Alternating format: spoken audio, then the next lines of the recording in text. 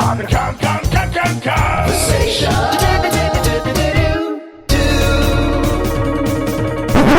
Yeah! 1, 2, 3, 4. Play more? Hello and welcome to the Kongversation. I'm Hyle Russell. And I'm Jeff Onan. Jeff, welcome back to an episode where we throw out random game titles in a frenzy. Yeah, we're gonna do that. That's what this episode is. That's what we're gonna do. Yes, correct. So Jeff, you pitched me earlier in this year. You pitched me the idea of the DKU draft, and I was skeptical, but I'm an open-minded sort of guy. I swing, and I thought, sure, we'll try it, and it was a great success. And people seem to really enjoy the very idea of it. And so I was like, Jeff, what else you got? Come on, hit me. Hit me with your show ideas. And you said... I have so many. Yeah. One of the show ideas you said was, people love when you rank things. And while the DKU draft allowed us to dredge up games... talk about games. We don't do that often here on the Kongversation. We didn't necessarily rank them there. What the DKU draft was sort of a game of strategy and getting into each other's heads as well as the heads of the general Kongversation audience. And that required us to make sacrifices from how we would have voted. It required us to sort of step outside of our shoes a little bit. And this show concept idea you pitched me was called Listup, where we list up various things across the DKU. It can be games, it can be characters, just within a set parameter. Right. And of course, it's a pun on everybody's favorite Banjo-Kazooie character, Listup the rattlesnake. Right. You've heard of Tiptup. You've heard of Tanktup. You've heard of Listup. Well, welcome to Listup, because we're about to list up our top 10 favorite DKU video games. That's what we're here for. Yes. And the way this is going to work is, like, my top 10 DKU games, it's been public before. I've shared it on social media. I've talked about it on this very podcast. So this might not be a surprise coming from my side. But however, people sometimes ask me to justify my rationale, my proclamations. They say, how can your fifth favorite DKU game be this when I would think it would be over there on the list? And like, what's your thought process here? Where do you get off? And so you said to me, Jeff, people might be interested in my logic. And I was like, yeah, okay, sure. But you're going to have to rank your top 10 favorite DKU games as well, Jeff. Mentally, I've been calling this episode Hyle Russell's top 10 favorite DKU games of all time, parentheses, and also what are Jeff's? Well, and parentheses. I think it'll be a nice spicy contrast because keep in mind this is a list of favorites. This isn't a clinical, scholarly attempt at actually quantifying the top 10 favorite games. From my perspective, it is the top 10. However, I'm humble enough to admit I'm a little freak. I understand that... You're just a character. You're just a little character. I'm a character. I'm a sprightly little manic pixie. And I understand that I tend to do these things. As you said, Jeff, I vote with my heart. And there's a lot of heart that goes into my list. A lot of self-insert passion. So the DKU turns 30 this November. There are now 3 decades worth of games to choose from and to compare and contrast. All of different genres, all different studios, franchises starring different characters. So, it shouldn't be surprising that distilling it to a top 10 is very challenging. And I understand people will be shocked when a game isn't in my top 10, a particular game. They say, how can that not be in your top 10, Hyle? It's tough because I think there's at least 15 games that should be in our top 10. That really makes it a struggle. Mathematics are dumb when you get down to it. It's not easy. I really did struggle to make my list. Yeah, so that'll be fun. This is a sort of parlor game that would have been easy in 2001. It's a lot more challenging now. It's a lot more challenging now. No, but there are a lot of games to choose options-wise. Thankfully, they don't make too many of them. The Donkey Kong games and the Banjo-Kazooie games. Well, let's just say there's not a good DKU game every year. No. It would be nice if there was a good DKU game every year. I feel like we deserve it, but there is not. So luckily, there are less than 30 great DKU games, and we have to just only pick 10. Well, we did our best. Not having a particular game, like if I don't have all the Donkey Kong Country games in my top 10, that's not an indictment against a Donkey Kong Country game, because it's probably going to be my top 20, say, or top 25. Yep. But I have to draw the line somewhere, and I'm tough but fair. What can I say? So we're gonna rank our top 10. It's gonna be a countdown, Casey Kasem style, baby. Top 20 countdown. For you TikTok Zoomers, Casey Kasem used to voice Shaggy on Scooby-Doo, right? Yeah, we have to they care about that. Like if they don't care about the top countdown, they're gonna care about Scooby-Doo. Right? I don't know. I think both are equally not relevant to a TikTok Zoomer. I still think it's more relevant than this old man counting down the golden oldies from when your parents were kids.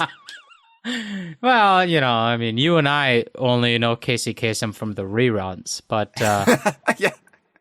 He's still relevant in our lives somehow, but... They're still good. I still hear him every week more often than I hear Camila Cabello or Pete Davidson from Saturday Night Live. I don't know. I don't know what Zoomer's like. Mr. Beast. Mr. Beast. Yeah. I don't know what he is. Is he a Bigfoot? I don't know what he is. I hope he is. I hear Casey Kasem every week, but it's just because he haunts me. It's just a regular ghost in your house. He just happened to have lived in that house. Yeah. Happenstance. No, yeah. We can have that. But before we get into the big event, the main course, we have to appetize up with a little bit of a starter. We got to tell you all about the DK Vine Patreon, because you should be on there. You should be on there. So, DK Vine, we're almost entirely funded by our Patreon. We make some YouTube money here or there. We make some Twitch money here or there. We make some shirt sales. More on that in a second. But by and large, it's our Patreon. And if you like to have a reliable Donkey Kong journalist in your corner, the world is scary in these trying times where you don't know when the next Donkey Kong game is coming, and you want somebody speaking up for you, the Donkey Kong fan. Think about backing DK Vine on the Patreon. It's dkvine.com/Patreon. One of the perks, we'll call it a perk, of backing DK Vine on Patreon for $5 or more a month is getting to sit in on Kongversation recordings. You get to eavesdrop on Jeff and me, or Cameron, or Dustin, or whomever, as we record these.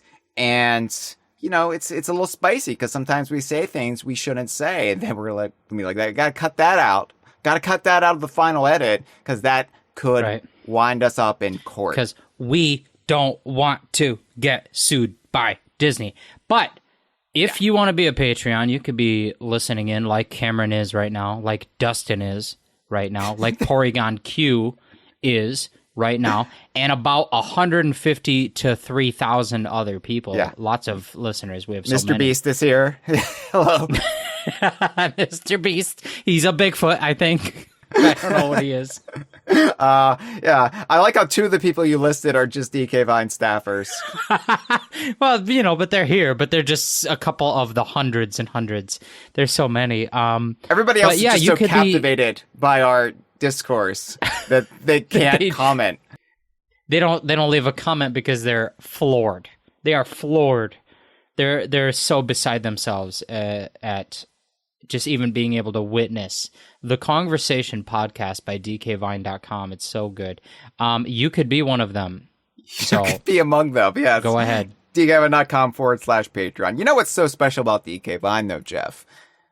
Tell me. We're old. Is it t-shirts? Yeah. DK Vine's so old, Jeff. We turned 25 years old this month. We're going to be celebrating our 25th anniversary August 2024, and we are going to have a special 25th anniversary shirt going on sale at our merchandise store at dkvine.com/merchandise. So what you're going to want to do, you're going to bookmark that. Yeah, no, so we're talking about basically what you're telling me, a t-shirt. Yeah. A real life physical t-shirt to wear on your body. Yeah. That celebrates the DK Vine 25th anniversary. That is incredible. I want one. I want 10. Wow, that's so convincing. How can you be lying? You can't be. I wouldn't. I've never heard of lying. It's a concept I've not yet become aware of. So if you, the listener, want to have a t-shirt to wear on your body, and this next part, I'm not lying. I'm going to say the t-shirts are comfy. They're actually comfy. They're good t-shirts. They're not bad at all. They're good, real comfy t-shirts. So go ahead and buy one, wear it, and then you'll feel like you are displaying your interests. It's a good feeling. And physically, you'll feel comfortable. So that's really the first step towards a successful life is comfort.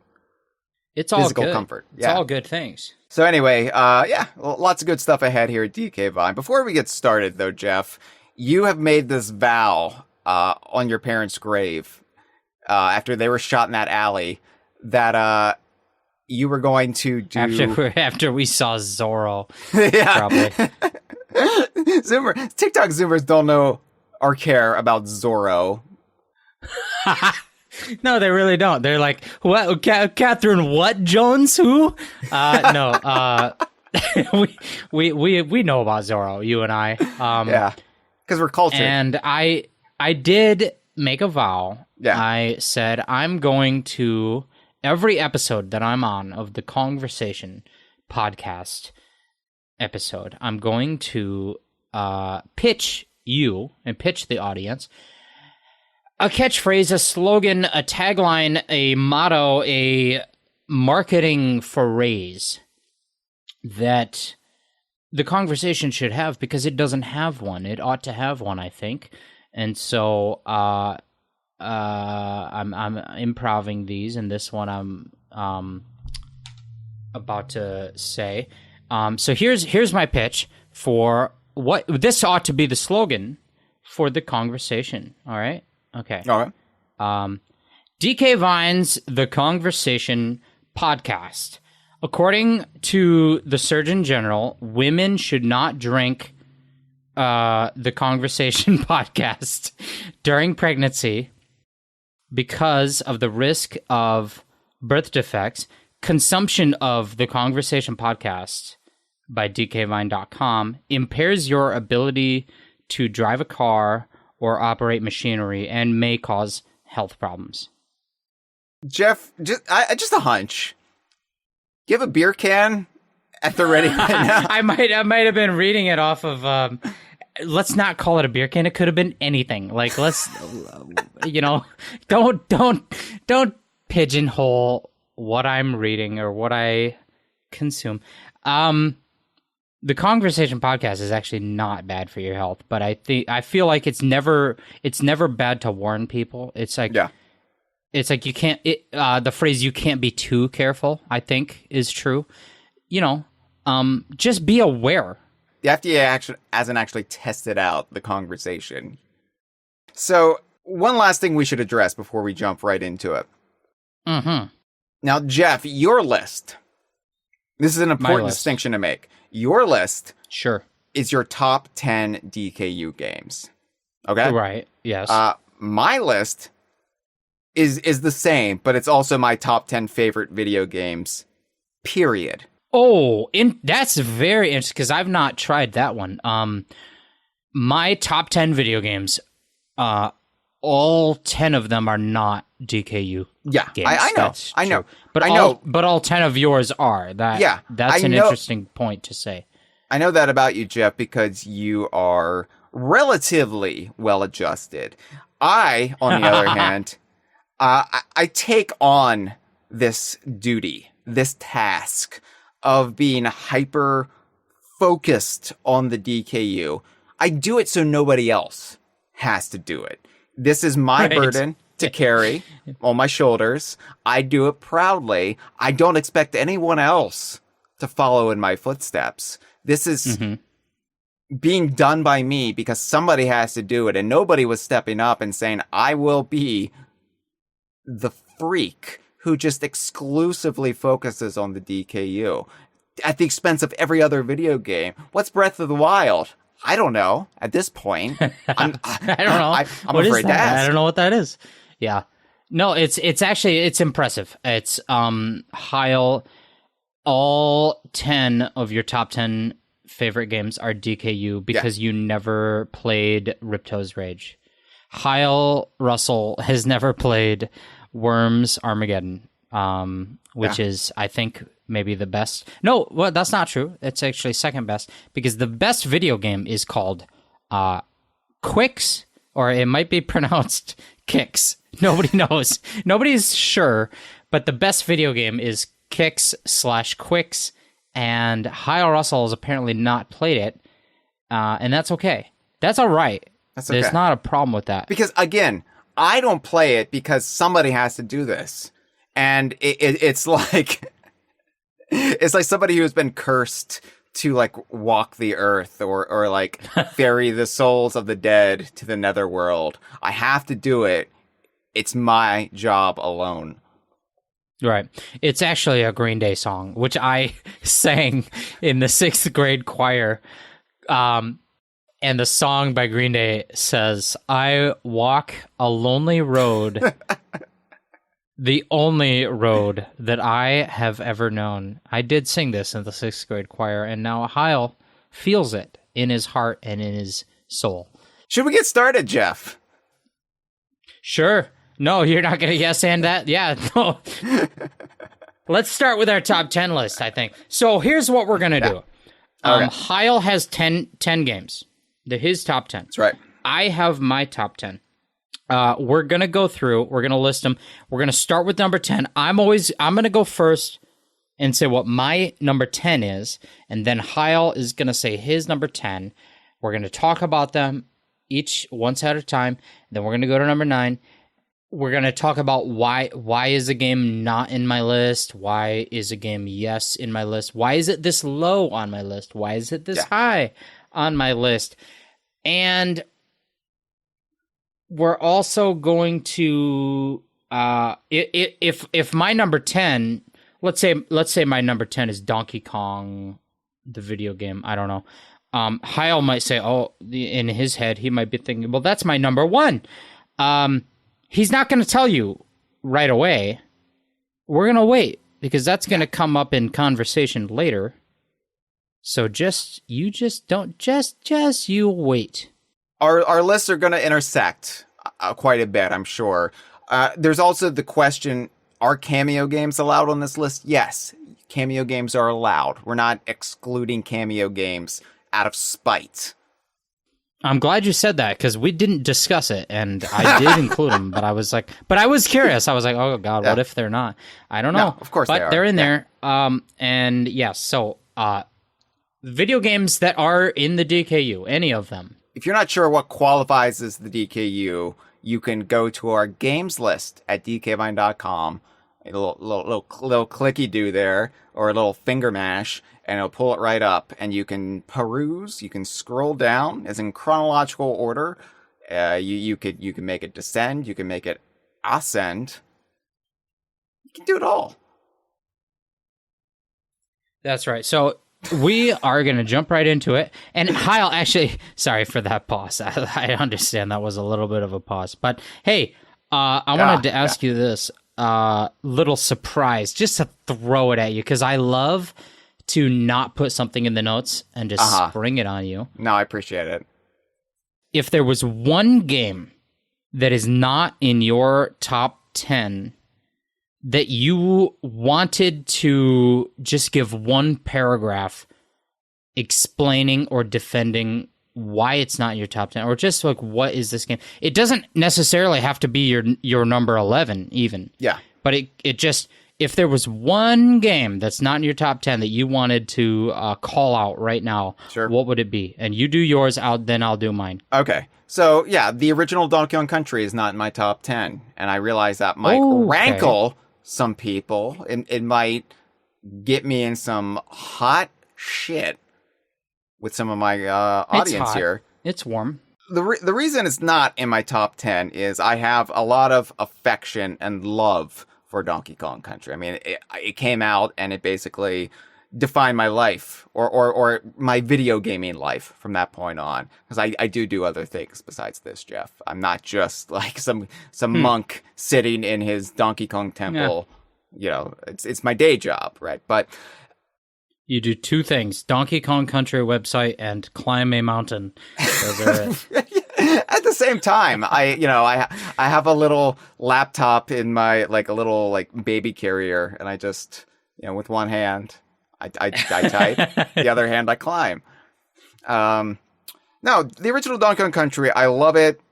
It's a game I have more nostalgia for than most on my list, but when it comes down to it, it's kind of the basis for everything. And that means it's been improved upon time and time again. And so I just felt like it didn't really have a place in my top 10. And that's why, with all the love in the world, it's not in my top 10. The end. Good answer. Very thoughtful. Yeah, no, I agree. Donkey Kong Country is a good game.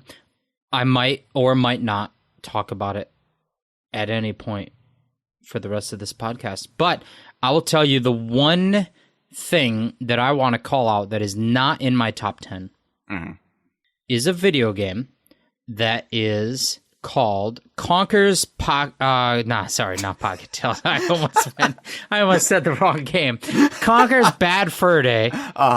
Conker's Bad Fur Day is not in my top 10, and I'm going to tell you right now, it's not even like my number 11. I don't know where it is, but it's definitely not. I definitively know it's not my number 11 either.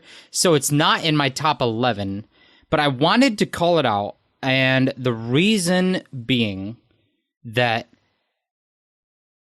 I know that there is a portion of our audience that probably just actively really dislikes this game.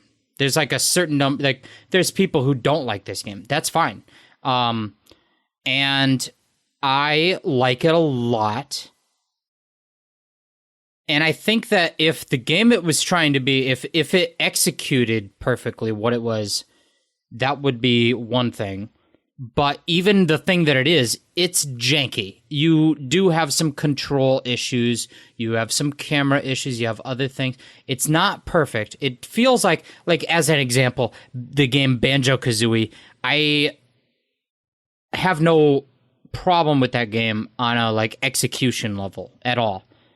Whereas Conker's Bad Fur Day, I do have a problem with it on an execution level. Yeah. There's some jankiness in that game. And then the game that it is, love it or hate it, there are aspects of it that I really love, but there are a few moments that I just don't like at all.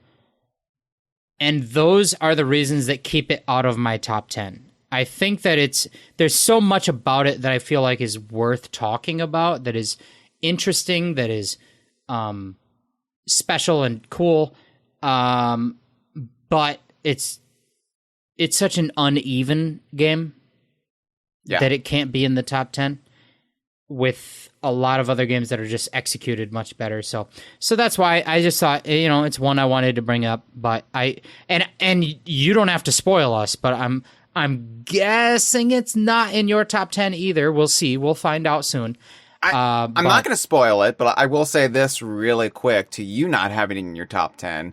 I completely get it. Conker's Bad Fur Day is a game I have a lot of affection for, and it's a game that I think is a little bit underrated these days. I think the pendulum sometimes swings too far in one direction or the other. And for a while there, sure. I think Bad Fur Day was too overrated. Like, people were treating it like something it was not. And now I feel like people just shit on it for the parts that haven't aged well or whatever. And I think there's a middle ground to be had there. But I will say, though, that I love how we broke you, Jeff, because you instinctively, reflexively started to say Conker's Pocket Tales because you're a DK Vine staffer. Yeah, right. It's one of those things where it's like, what do people like? People like Donkey Kong Country 2. People like Banjo-Kazooie. What do people want to appear that they like? Conker's Pocket Tales. It's cool. It's cool to like the underdog. And yeah. You guys, I mean, not when I say you guys, I don't know who I'm talking about. I'm you guys. But yeah. Conker's Pocket Tales is okay. It's fine. I like it. We like to revel in the underappreciated and the obscure here. It is kind of just like celebrating those aspects of a game series or franchise or shared universe that don't get a lot of mainstream love. It's like Conker. Sure. People talk about the Great Mighty Pooh. They talk about the Saving Private Ryan parody, and it's like, yeah, okay, but you could be talking about Siegfried the Golem. Yeah, why are you not mentioning Forrest Wong? Yeah. So right? that's what we like to do at DK Vine from time to time, is we really like to just prop up what others refuse to touch. And we've got Dustin in our live stream chat. Again, you could join the live stream chat if you donate to the Patreon. But Dustin said that he sees hate for Bad Fur Day lately, which is too bad. But I will say this. Bad Fur Day, I agree, Bad Fur Day is definitely a mixed bag. Like, I think you would probably agree with that, to say it's a mixed bag of quality of content. But it is certainly interesting and different than anything else in the DKU. And there's so much in there that I like. Personally, as a massive fan of horror films, the spooky chapter alone, like, absent of the rest of the game, the spooky chapter might be my... I gotta be careful here. It is one of my favorite moments in the whole DKU. I'm not gonna say it's my favorite, but it is maybe my favorite. Yeah, it's superlative in the tone and the, I guess, the vibes that it wants to portray. It's one of the parodies in the game that actually just works on a very just blunt level. Doing a parody of Dracula, but having it be Bram Stoker's Dracula, the Francis Ford Coppola Dracula with Gary Oldman. And it's not just a straight parody, because you have zombie squirrels. You have Greg the Grim Reaper showing up to talk to you. You just have a sort of general horror vibe that it's not specific to one movie. Right. Of what is this scene. Like, and you have like the monster worms. And you and I, Hyle, Russell, we love worms. We're always talking about, what if there was, like, let's say, for example, like 1 week that was dedicated to worms. That'd be nice. We've always advocated for that. But, Spooky's great. But there's so much about Bad Fur Day. That is great. I think so. It doesn't make my top 10, but I wanted to bring it up. Dustin in the chat said, as much as I'd love a new Banjo game, it'd be more interested in seeing what a new Conker game would be.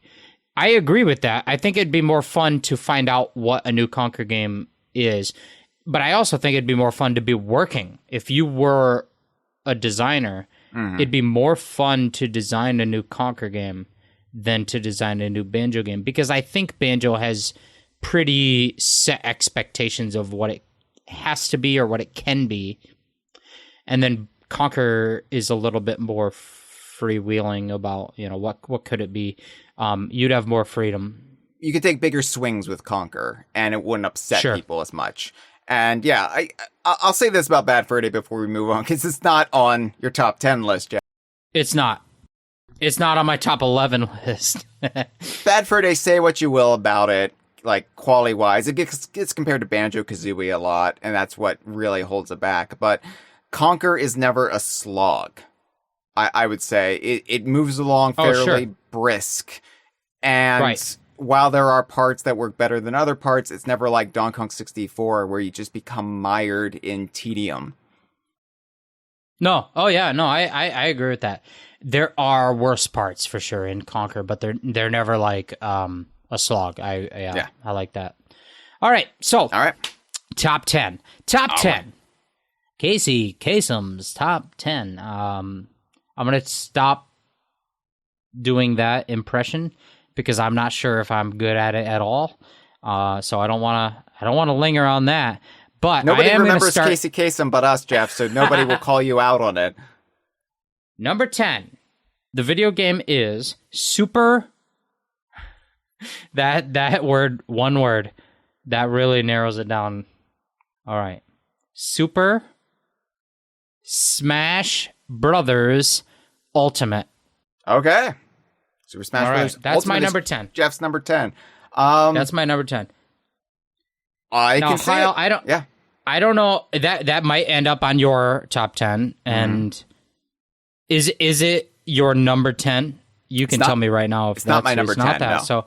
So it might come up later. It might not. But I'll tell you what I think. Why is it good enough to be in my top 10? Why is it not higher up in my top 10? I love Smash Bros. I think you would agree that seeing the crossover of different franchises is very fun. This is outside of the gameplay entirely. Just the concept of it is so much fun, seeing this crossover of all these different things, seeing them brought together. But then the gameplay is very fun on its own. I will say Ultimate, I have to admit, I played the Wii U one and I played Brawl way more than I played Ultimate. And I think Ultimate is way better than those games, but I played those games way more because of the social place I was in my life, being in high school I guess middle school when Brawl came out, and then being in college when Super Smash Brothers for the Wii U came out. Right. I was in a place where I could play the game with people that wanted to play with me on the couch. And I think that's the ideal way to play the game, is being on the couch together. That's how Super Smash Brothers ought to be played. People at a roughly equal skill level in the same room. That's the best way to play Super Smash Brothers. And I think that Super Smash Bros. For Wii U is the one I played the most by far, even though I don't think it's the best Super Smash Bros. Game. But the reason that I put Ultimate on my list is it is just clearly better than the Wii U one. It has obviously a much bigger roster, I think, is what a lot of people talk about and a lot of the excitement about the game comes from what's in the roster. Most of the advertising and marketing and excitement comes from who is in the roster. But that aside, the gameplay, I think that Ultimate is tighter. I think it has a great little single-player mode, the World of Light, which I appreciated because this is the one that I played more single-player than the others because I wasn't in a house full of guys that wanted to play with me. I mean, you can still play online, and I've done that, but it's different. But yeah, I mean, Super Smash Bros. Ultimate, who doesn't love Smash Brothers? Super Smash Brothers is a great game. Everyone loves it. It's my number 10. Ultimate, I think, is the best Super Smash Brothers game, and it is my number 10. Jeff, I will agree with you. I think that it is the best Smash Brothers. Now, again, it's all a matter of where you are in your life at that time, because a lot of people will say, I had the most fun with Brawl, or I had the most fun with Melee, or for Wii U / for Nintendo 3DS, because of where I was in my life at that time. It hit at just the right moment, or as my first Smash Brothers, and I completely respect that, and I understand that. For me, the game that was like that was Melee, but it was Super Smash Bros. Ultimate that really did everything I wish Melee had done. And I thought that even before we got all of our good news, before King K. Rool was announced to be in the base roster, before Banjo and Kazooie were announced to be DLC, I played it at E3 2018, and I was already like, okay, everybody is there. Everybody who has been in a Smash Brothers game is playable. That's pretty cool. And I got to play it on the show floor, and I thought immediately, this feels better than Smash has felt in a long, long time. This feels close to Melee. And I was on board with it. It's like, if we don't get anything, if we don't get any new characters, the characters that we have been asking for since Melee, at the very least, I can say this is the best Smash Brothers since that game.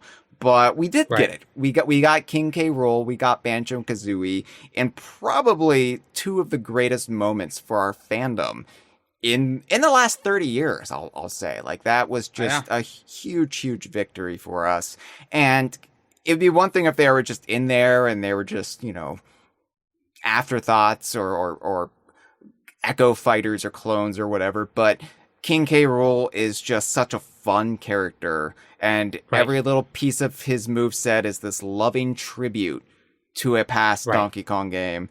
And Banjo and Kazooie, I don't enjoy playing as much, but I mean, the whole package with them, the Spiral Mountain stage, the song remixes, Grant Kirkhope came in. Those poor souls, is that what Sakurai called them? And that they're country music. Country music. No, I love it. I mean, I'm a huge fan. Obviously, okay, so I mean, my personal relationship with Smash Brothers as like an online conversation piece, I'm the guy who came up with, during the ballot, hashtag Croc the Vote. I was the guy pushing that. I came up with that. And then on the Smash boards, I was the guy that started the meme of getting Brash the Bear rated as a, I don't know, we're getting really deep, but there was this whole thing with Brash the Bear getting like a vote of how likely do we think he is to be in Smash Brothers. And I mean, you know, I mean, I've been more involved in the Smash online discussion than I've ever been in actually like playing the video game Smash. I love Super Smash Brothers. I enjoy playing it, but I think that now that I don't live with people that want to play it with me, it's a different story. But it's great. It's so great. And that's what I'll say is Smash Ultimate was like the I guess it was the people who have toiled, people who have been supportive and been pushing and proactive. They felt like their stuff paid off. Like we got King K. Rool finally. It was like a 10-year battle that finally you won. We won the battle. King K. Rool's here. Banjo-Kazooie's here. Like all of that stuff. It felt like a payoff. That's really great. I love that. But we don't want this episode to be 4 hours long. So let's move along. Let's ask you, what is your number 10? Okay. Top 10 DKU games. My 10th favorite DKU game, Star Fox Adventures, Jeff. Now, all right. I know, because I feel like you say, I really like Star Fox Adventures. In fact, it's in my top 10 favorite games of all time. People are going to look at you like you should be exiled. You know, like you should be cast out of the village. Exiled, yeah. So, sure. I say I love Star Fox Adventures, knowing it's not as good as a Zelda game. I understand that. I'm not deluded, all right? But here's why I really love Star Fox Adventures. I just love Rare's style. I just love the way they build a game world. I love the way you feel when you play a Rare game. And it's their sole offering on the Nintendo GameCube thanks to the buyout. And I really do feel like it's a special just moment in time that's stolen for us. It was supposed to be the start of this wonderful generation of games from Rare on Nintendo's new console, and we were deprived that. But we got Star Fox Adventures, and it really made me... I played Star Fox 64. I like Star Fox 64, but Star Fox Adventures actually made me start to care about the Star Fox cast, that whole, like, Lilat system and the history there. And more than that, though, I just really like the characters in Star Fox Adventures. Tricky, people hate him. I love him. I think he's endearing. I think, who doesn't want to have a little dinosaur sidekick following you around? I mean, that's the dream. Every game should have a buddy. Yeah. And what is a buddy? I've recently been thinking about this. Like, what would I call? Who would I call buddy? I don't think I would ever call an adult buddy. No. Unless I was trying to start a fight. Yeah, come on, buddy. What do you know? If I was trying to start a fight, but a buddy is either a toddler, a dog, or a creature. Like a Mr. And I Beast. think that. Right, like Mr. Beast, he's my buddy. This is my little buddy, Mr. Beast. He's a chupacabra. I keep him in my pocket.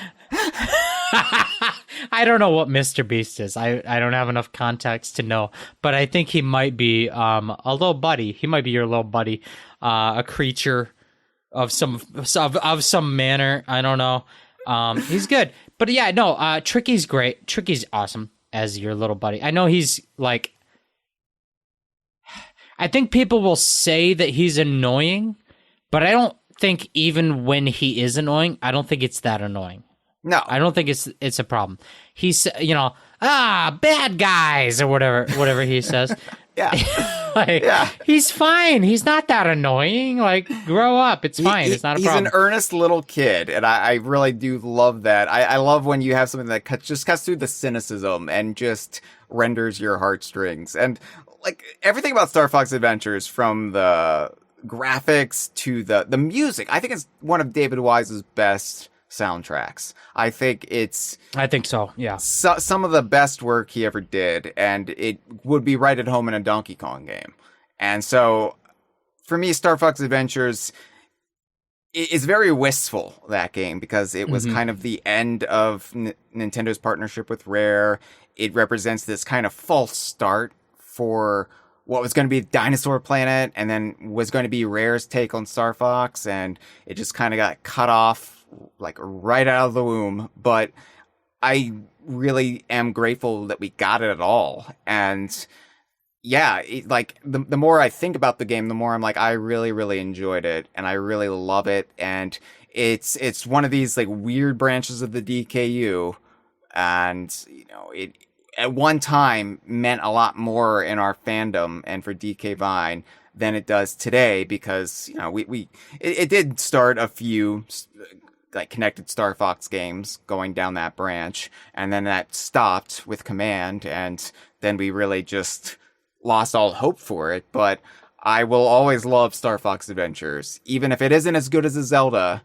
Even if, it's funny the way the character of Fox always holds up an item the first time he gets it or whatever. And it's just too excessive. And Tricky needs to shut up. And I'm just going to find fault with it. I hate people when they play this game, when they stream this game, and they just like have to like laugh at everything. Like, I'm so above this piece of shit. It's like, you know what? Just, why don't you get off your dick?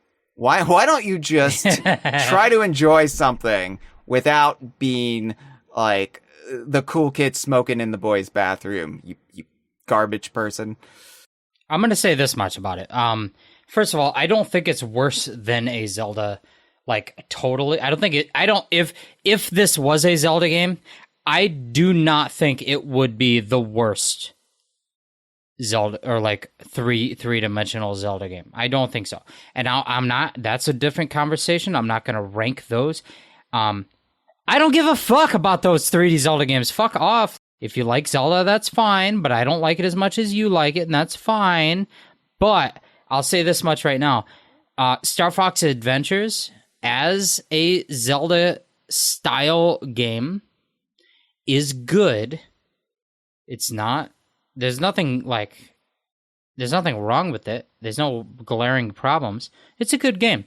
What I love about it, and you touched on this, I think that the music and the environment and like tone and setting, it is the only game that feels exactly like what I want a 3-dimensional Donkey Kong game to feel like. Yep. Like Donkey Kong 64 is good. Don't get me wrong. Fans of Donkey Kong 64, that's a good game. I like that game. But Star Fox Adventures, when you're in some of those settings and you have the soundtrack playing, the music for that game by David Wise, it feels like, it feels like I'm in what I pictured Donkey Kong game to be in 3 dimensions. And that is what I'll say about Star Fox Adventure. Now, I'll tell you right now, it's not in my top 10. It's not going to come up later as a little secret surprise. But I do like the game. Sure. It's certainly in my top 20. Yeah. Great game. And yeah. So yeah, we're a pro Star Fox Adventures family here at DK Vine. You're going to have to deal with it. Yeah, no, deal with it. You have to, because you're listening. And if you don't want to deal with it, you can stop listening, but you already probably have. That's fine. All right, so my number 9 is... I think it's a game that might have gone under the radar for some people, but I absolutely think it's worth discussion in a top 10 list. It's my number 9. It is Yooka-Laylee, well... No, maybe not a colon. It's Yooka-Laylee and the Impossible Lair. Not the first Yooka-Laylee. No offense to that game, but that is not in the top 10 list. But this one, the second one, is Yooka-Laylee and the Impossible Lair. It's in my top 10. It's number 9, and I love this game. It's so good. I think that probably the thing I love most about it is how well thought out the economy of like collectibles. What every collectible has a purpose. You collect this collectible in order to get more levels. You collect this collectible in order to get more tonics. You collect this collectible in order to do this. I don't have it all, fresh on the memory, but I feel like it's a really well laid out. And then you have, I think, my favorite gameplay element is how the overworld of the levels. So the levels themselves are a very good two-dimensional platformer side-scroller like a Donkey Kong Country game. But the overworld, the way you get from level to level, as in the Donkey Kong Country games, they have fleshed that out to be very involved, like a top-down adventure puzzle thing, like some of the other DKU games in the past, like Conker's Pocket Tales or Banjo-Kazooie Grunty's Revenge, that sort of top-down,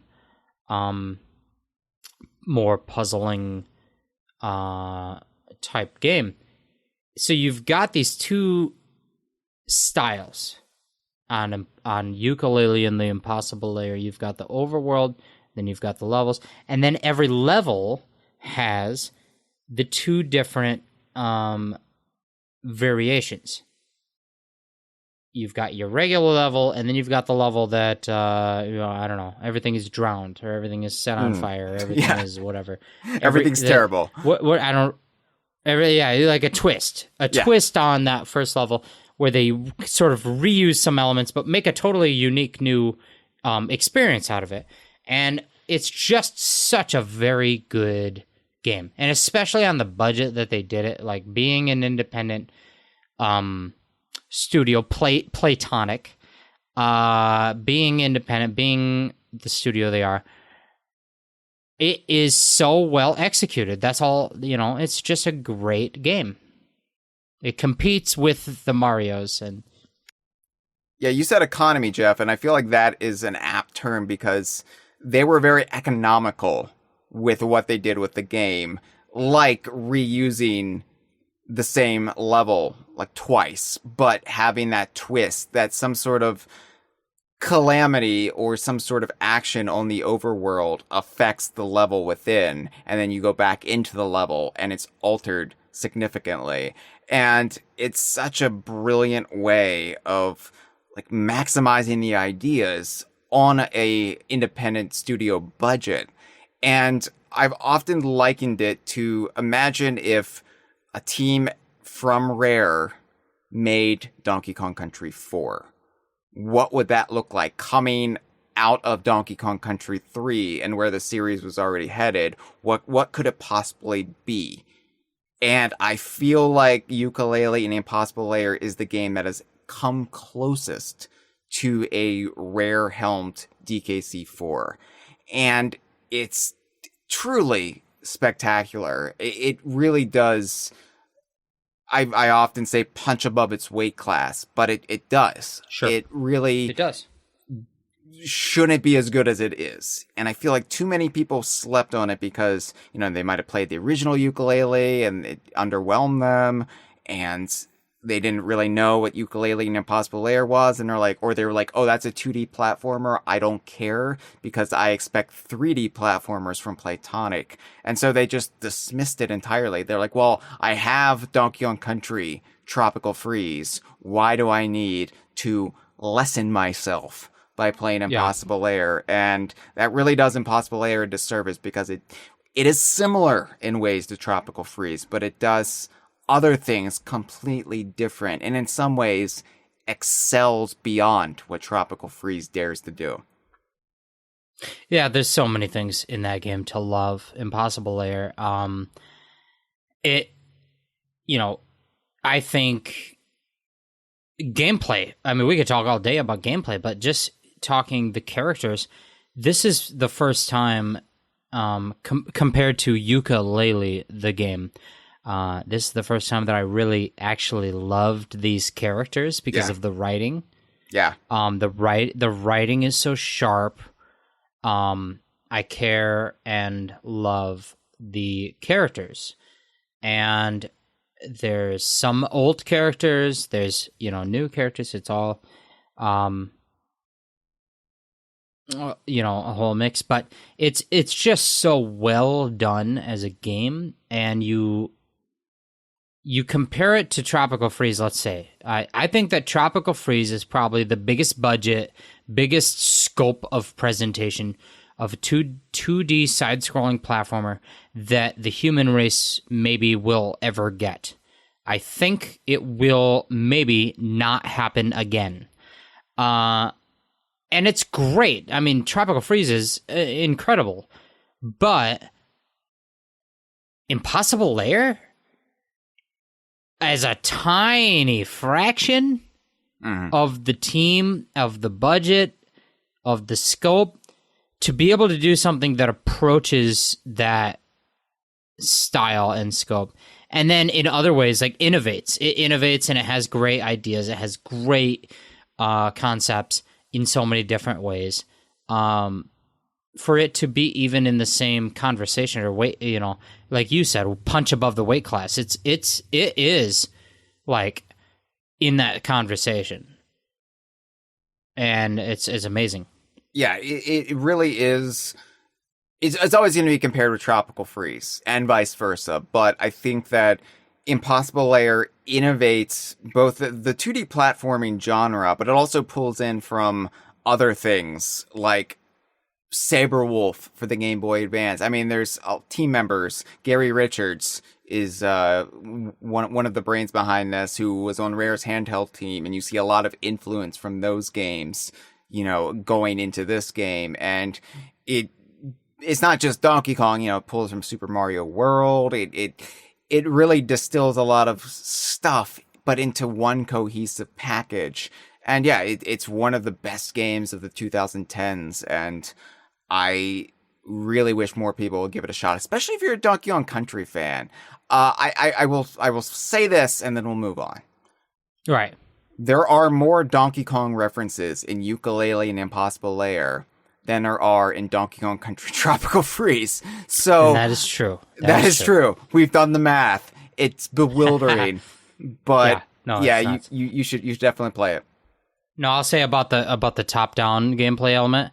Like, you have said that your top 10 list are not just your top 10 DKU games, but your top 10 games. Yeah. Period. And that's not true for me. I like a lot of games, but I will say that one of my top favorite games, I'm a massive fan of the Pokemon franchise of games. And that top-down puzzling gameplay of something like Pokemon Red, Blue, Pokemon Gold, Silver, is not... I mean, it's the same genre. It's the same style of what Impossible Lair's top-down overworld gameplay is. That's the same gameplay.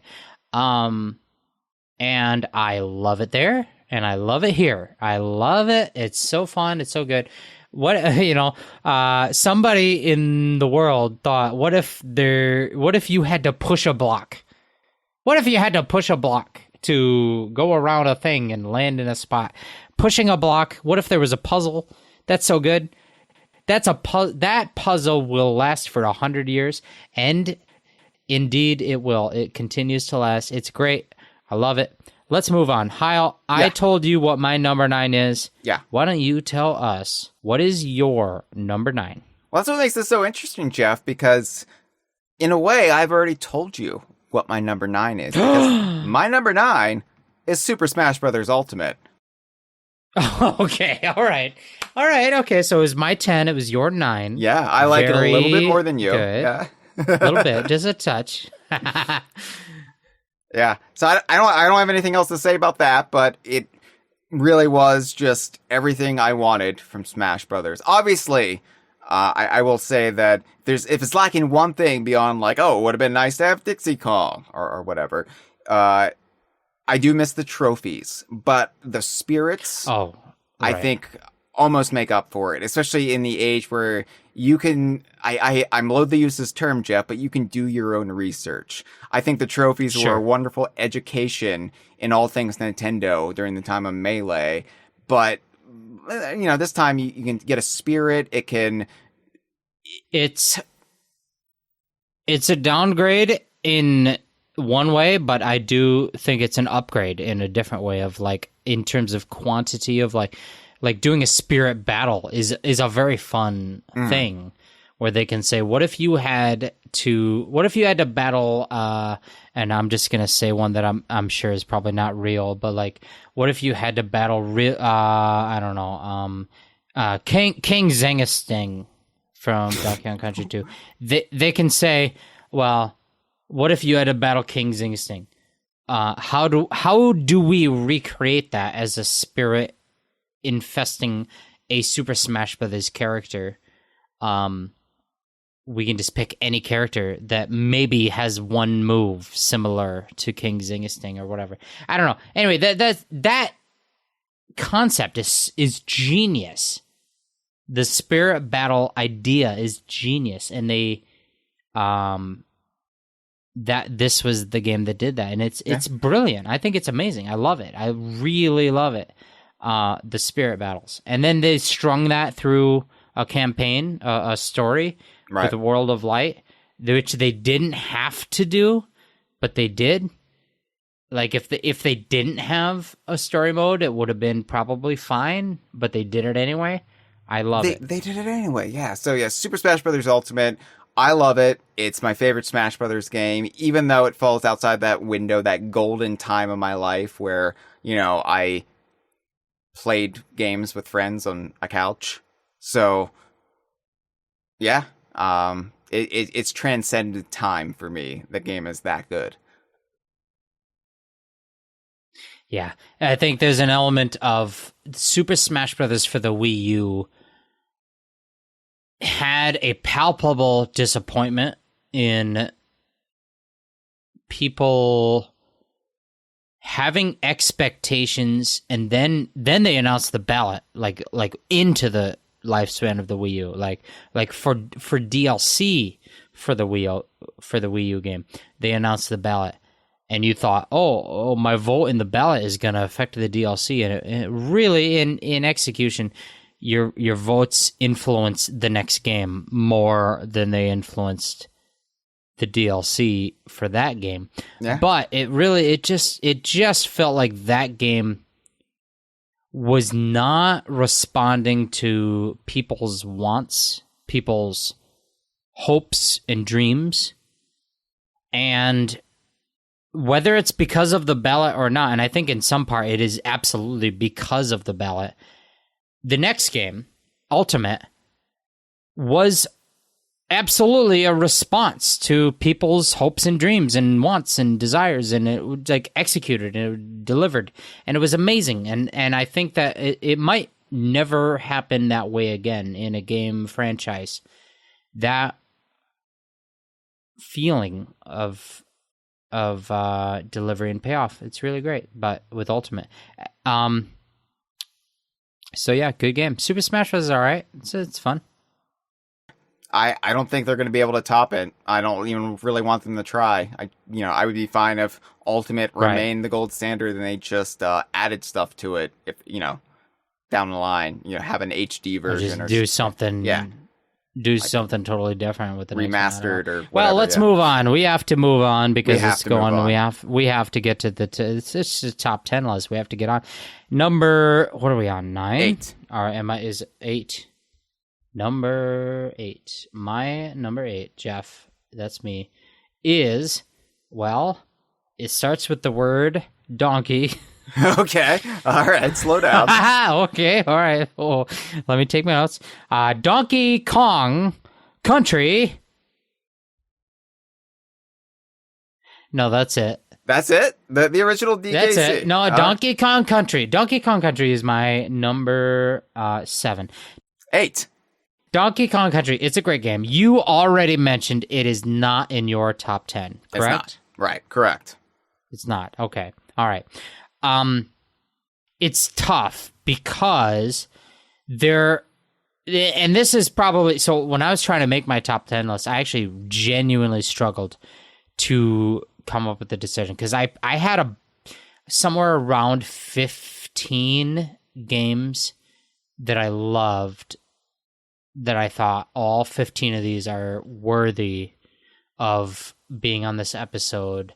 And, obviously some of them cannot make it. And how do you decide? And then you have the question of, a 2D platformer.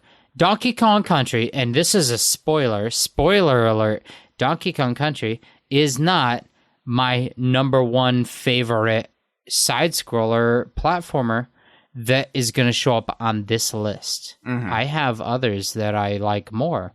They're going to come up later. You just wait. But I had to struggle. I had to decide, does being the third or fourth or fifth or whatever best of a certain genre, does that make you worse than the best game of another genre if I like that first genre more? Like, let's say comparing your favorite, maybe I love 2D platformers a lot, and maybe I like Smash Brothers style games a little. So, that's the question. Is my fifth favorite of my favorite genre better than my number one favorite of my, third or fourth favorite genre? It's this whole thing.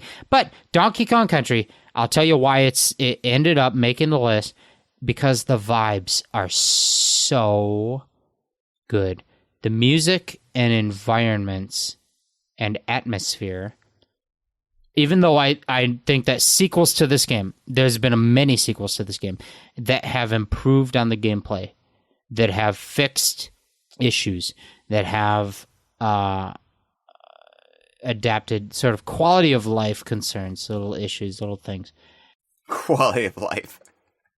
Right, quality of life. Oh, if you've solved all the bonus rooms, you get a exclamation point on the menu. You know what I mean? Like, those little things. The sequels have improved on the first. That's true. But there's just such a vibe with Donkey Kong Country, the game. The vibe is so good. There's such a, the levels, the environments, the music, it's all so good. I couldn't leave it out. I couldn't. It's just so good. It is my numbers, my number 8. It is my number 8 game. It is too good to leave out. I love it. I know that you didn't include it in your top 10, but I do know that you do love it as well. I do. The only other thing I would say about it, speaking to your vibes point, is that it really is unique within the Donkey Kong Country series itself, because I feel like the sequel slowly walked away from the feeling of Donkey Kong Country, which was really just getting dropped into wilderness, and you have almost a feeling of desolation at times. There's this kind of quiet eeriness to some of the levels, even if it's standing in the snowy mountains, there's just this stillness to it. Or if you're in a mine, it's just this disconcerting kind of ambient noise in the background. You hear the water dripping from the stalactites in the cave, and just stuff like that. The sequels kind of became a little bit more melodic in its soundtrack. It kind of became a little bit more cartoony. And you kind of got away from that feeling that I am actually, standing in this ancient temple. I am actually traversing this mountainside, or I'm in this weird treetop village. You only get that with the first Donkey Kong Country game, and I don't think we'll ever get a feeling like that in a Donkey Kong game ever again, which is why I value and treasure that feeling in the first game all the more. Yeah, no, definitely. It's all vibes for me. I couldn't exclude it. It ranked this high for me. There were a couple of games that didn't quite crack the top 10 that I would have liked to include, but I can't leave out Donkey Kong Country. I couldn't do it. It's a great game, and that's my number 8. Well, I did leave it out. Yeah, you did. I did. Tell me what's your number 8? Well, my number 8, Jeff. Donkey Kong Country 3, Dixie Kong's Double Trouble. There's a little exclamation mark at the end. Okay, no, that's the title of it, yes. DKC 3 is kind of, in some ways, the black sheep of the original trilogy. It gets dismissed by the larger mainstream gaming press. And I think it has its fans within Donkey Kong Country fandom. I think, like, it's not necessarily underrated if you actually talk to hardcore DKC fans. But if, you know, they're like, I like Donkey Kong Country games, and you say, what do you think about DKC 3? They'll be like, eh. But for me, it's such a fascinating game. And I think it does a lot of things really well. And I think in some ways it does improve upon the Donkey Kong Country formula. In some ways, it might feel like a step back from Donkey Kong Country 2. But by and large, I think it intrigues me more and more with each passing year. And I'm not going to say I like it more than Donkey Kong Country 2. But when I find myself discussing the original trilogy, it's the damnedest thing. I usually have more to say about Donkey Kong Country 3 than I do 2. Maybe 2 just does everything too perfectly. And so therefore, there's just not as much to discuss, to break down. But DKC 3, yeah, I can just chat your ear off for hours about that game. And I really love how bold it is in some places. Just, yeah, you know what? Dixie Kong's the star of it. Deal with it. Yeah, you know what? There's going to be 13 Brothers Bear all around the map screen. And they're all going to be weird stereotypes of different things. Like, we got 2 Bavarian Brothers Bear. They're named after ABBA band members. There you go. Deal with it. We're going to have, like, these weird new Kremlins that are all a bunch of nudists that look like mutated iguanas more than they do crocodiles. You know what? Deal with it. There's going to be banana birds that you have to find. Yeah, that's weird, isn't it? You know what? Eat my shit. I don't care. It could do that because it was the third over the course of, 2 years really in time. When you look at, the first game came out November 94. The third game came out November 96. And it came out after the N64 was already out. So kind of the pressure was off. And they could kind of let their hair down a little bit. Get a little loose with it, if you know what I mean. It's kind of like the party game of the 3. Like, not a party game per se, but it's the game that likes to partay. It likes to have a little fun. And the only thing that holds it back is the end game kind of falls apart. I feel like Donkey Kong Country 2 ended on such a high, and Donkey Kong Country 3 just kind of peters out. But everything before that, I'm just endlessly intrigued by. The Northern Hemisphere might be the place in the Donkey Kong universe I would most like to physically visit, whether that's through VR or magic. Really like it. Really just love, Ellie, Perry the Parallel Bird. It's a weird game, Jeff, but sometimes weird is good. It's odd, yeah, no, for sure. So yeah, Donkey Kong Country 3 is my 8th favorite game of all time. Love it. All right, now we are moving on to number 7. All right. And personally, we're going to go with me first. My number 7. I didn't have much to say in response to everything Hyle just said. And there's a reason for that. And it's because my number 7 is Donkey Kong Country 3. Donkey Kong Country 3. That's my number 7. So we're not far apart. You had it as 8. I had it as 7. Donkey Kong Country 3. I love this game. It's a very good game. Everything you said, I agree with. Just copy, paste, repeat, all good. Very, very true.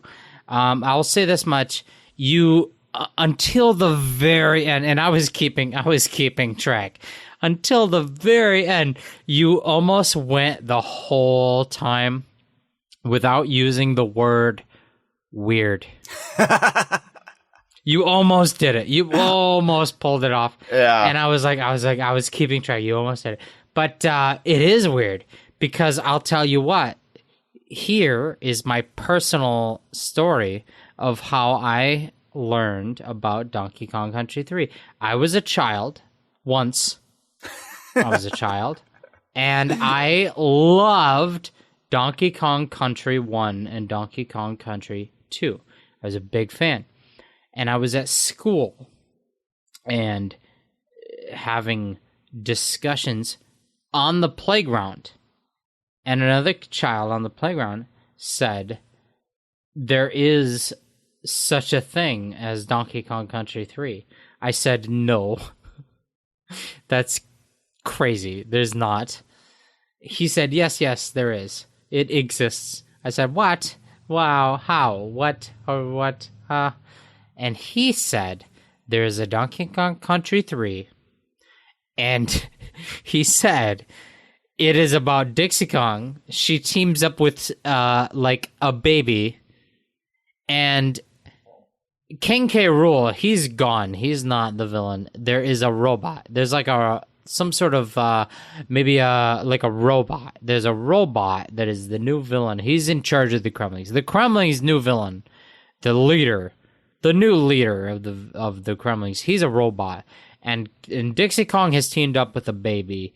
And as you go, there are these bears. There are these bears. And the bears, you gotta help out each bear. Each section, they have a different bear with a different problem. You're gonna have to help out that bear, and then you're gonna have to help out the next bear. It's a whole thing. You have to do that, and it's everything. And I said to this person, I said, listen, I do not believe you. I'm currently 8 years old. I don't know. I'm about 8 years old right now. I don't believe the story that you've told. It sounds not correct. It does not sound correct. So, bye. I don't know. Bye. We're done talking. Yeah. I went to my grandmother. Now, my grandmother, was the real life version, as much as you could possibly like equate it. My grandmother was exactly what Wrinkly Kong in Donkey Kong Country 3 is. Exactly. Your grandmother's a gorilla. Other than being a gorilla, every other detail is correct. I feel like that's an important detail, but okay. No, it's pretty important. But like, if you can picture like the jumps, like the exercise jumpsuit, the playing N64, everything, every detail about a Wrinkly Kong in DKC 3. That's what my grandmother was at that time, and she loved video games, and she played video games. And so I went to her and I said, hey, my friend, this character, this fucking goofball at school, at my school, he says there's Donkey Kong Country 3, and that's nonsense because there's only Donkey Kong Countries 1 and 2. That's clearly true. And she said, no, he's right. There indeed is Donkey Kong Country 3. I said, what? And she said, yeah, I used to have the cartridge of such a game. She had such a massive collection. She had a huge gaming collection. She said, yeah, I used to have Donkey Kong Country 3, but one of your cousins, of which there were many, many, I mean, God, so many cousins. She said, one of your cousins borrowed it and never brought it back. And so in my head, I mean, as a child, you're talking about an 8-year-old or a 10-year-old or whatever age I was, I don't know. I had built Donkey Kong Country 3 conceptually into like a total myth, like an impossible, amazing myth, Hyle. I'm surprised I've never told this story on the podcast before. No, you have. And she said, yeah, you know, I don't have it, but it's real. And that was like the first one I was like, what? What? It's real? There is Donkey Kong Country 3? And at this time, I'm sure Donkey Kong 64 was already out. Like it was probably, 99 or 2000 or so. Eventually, all right, I know I'm really dragging the episode here, but this is a story, okay? Eventually, I am with my parents staying with their friends at a lake cottage on a lake. And at this cottage, at this lake house, they have a Super Nintendo with just maybe 3 or 4 games that they keep at their lake house in I don't know what year. What I don't know. Well, let's call it 1999. Just who can say? And I'm hanging out. We spent a week at this lake. And the whole week, I go to their Super Nintendo, and they have Donkey Kong Country. This is the first time I've seen that the game is real. It's physically real and present. I've been pining after this game. I've been, thinking about it for years. I've thought it was a myth. Then I found out it was real, but it was like a holy grail. Like, it's real, but inaccessible. And then I'm at this house for a week. And it's real, and it's there. And I played Donkey Kong Country 3 so much. At the end of the week, the people, my mom's friends, my parents' friends, who owned the cottage, and by the way, the whole setting, the cottage on the lake, was very Northern Hemisphere. It was very Northern Hemisphere. I was like in the place, and they said, you know what? Like, nobody who comes here ever wants to play the Super Nintendo. You might as well just keep that game. Like, you seem so in love with the game. Why don't you just have it? They let me take it, Hyle. They let me have Donkey Kong Country 3 after I had grown up loving the first 2 and thinking the third one was like a myth, like a unheard of myth. Like Mr. Beast. And they let me have it. It was like Mr. Beast. It was sort of the Mothman of cartridges. It was the Mothman of cartridges. It was some fucking thing. And they let me have it. And so that was your number 8. It's my number 7. Donkey Kong Country 3 is good. I think we both understand it's not as good overall as maybe every other sequel. But that place that it lives in my heart, in my experience of mystery and excitement and everything, is so special to me. It's incredible. I love Donkey Kong Country. So anyway, we're really we're plowing through the time frame of this episode, but it's a good game. It's so good. It's so good. It's important to express our admiration for it. I can't believe I never told that story on the podcast, but now you've heard it. I will never tell it again. Yeah, you've told it. You've told it more than once, Jeff. Have I? Oh, well, okay. I didn't know that, but I didn't know. Well, now we're moving on. Tile, we're moving on because we got to talk about 10, 9, 8, 7. That was my number 7. What about your number 7? Are you keeping track on your fingers? Like, what are you doing? Oh, yeah, I have it all. You know what? I have it all written out in the palm of my hand with a ballpoint pen. I wrote it on my palm of my hand. I wrote them all. Real little print, and I'm sweating. I'm really starting to sweat. So they're blending. There's some blending. So tell me, what do you tell me? Yeah, we have to move on, or else I'll never remember. Yeah, I'm gonna lose it if we don't move. What's your number 7? So this is where it gets a little bit tricky for me. And I'm not talking about my number 10 pick, which featured Tricky. Number 7 technically doesn't exist because number 6 and number 7 are a tie. They are a statistical dead heat. I could not put one over the other. Yes, it's true. And it will make sense when I justify this. Because I don't agree. I'm already mad at you. For me, these are basically the yin and the yang. They're the same thing, just different aspects of it. And that is because my tied number 6, the one half of it is Yooka-Laylee and the Impossible Lair. And so, as you might imagine, Jeff, The other half is then Donkey Kong Country Tropical Freeze. I could not decide. I could not decide. Okay. All right. So Impossible Lair was my number 9. Yes. But it is tied with Tropical Freeze with you for the spot 6 and 7. Okay.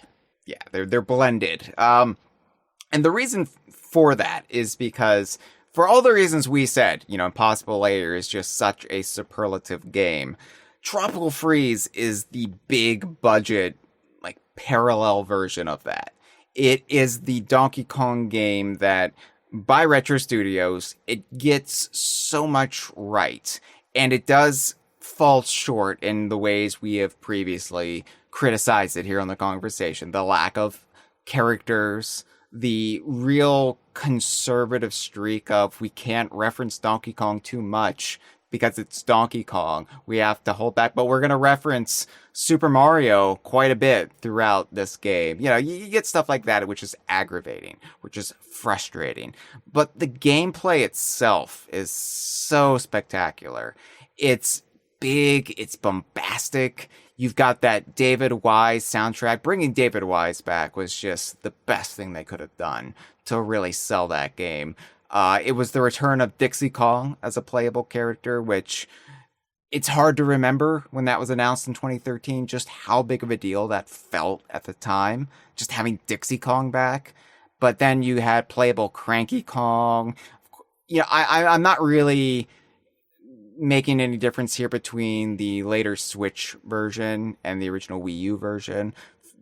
Like, it's basically the same game occupying this space, but I really, really love Tropical Freeze, and I think it does so much right. But when I was first breaking down my list a few years ago, and I was trying to figure out where Tropical Freeze fit compared to Yooka-Laylee and Impossible Lair, I realized that Yooka-Laylee and Impossible Lair scratches all the itches that Tropical Freeze can't reach, and vice versa. And it's just fascinating to me that I've got basically two halves of a perfect game if you put them together. And they're not together. They're separate games. But because of that, I can't separate them on my list. They are a statistical tie. Right. No, I totally get that. Which of the two do you like more? No, that's not even in the equation, Jeff. I'm saying I can't honestly decide. I think here's the thing. Intellectually, I might like Tropical Freeze more, but from my heart, I like Impossible Lair more. I guess we'll go with that.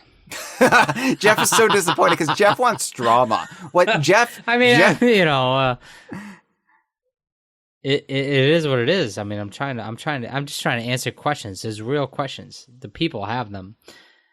Which one is which one? Jeff you can't wants say controversy. This one is 4 and 6. No. 5 was 6 and 7. You can't have that. Here's the thing. You can't have that. This is the only time I'm going to pull this card because I feel like this Okay. is such a unique circumstance. But yeah, I really can't put one above the other. I love them both equally, and I play them so much. I go back to both so much. I very seldom replay newer games these days. I play Sure. it once, and I'm done with it. Right. I move on. But these games... Right. It's the difference between that, like, the game I loved my childhood, I will replay forever. But the game I loved in 2000, I don't know, like 17 or something, I'm like, oh, that was great. I loved that. But I'm not going to replay that forever because there's no reason. But I just won't. But the game I loved in 1995, I'm going to replay forever. You know what I mean? For some reason, that's how that works. And no, I'm totally with you. These two sit in a similar place. That's true. For me, yeah, they're comfort food. And I go back to them on a regular basis. So, yeah, they're tied for number 6. There is no number 7.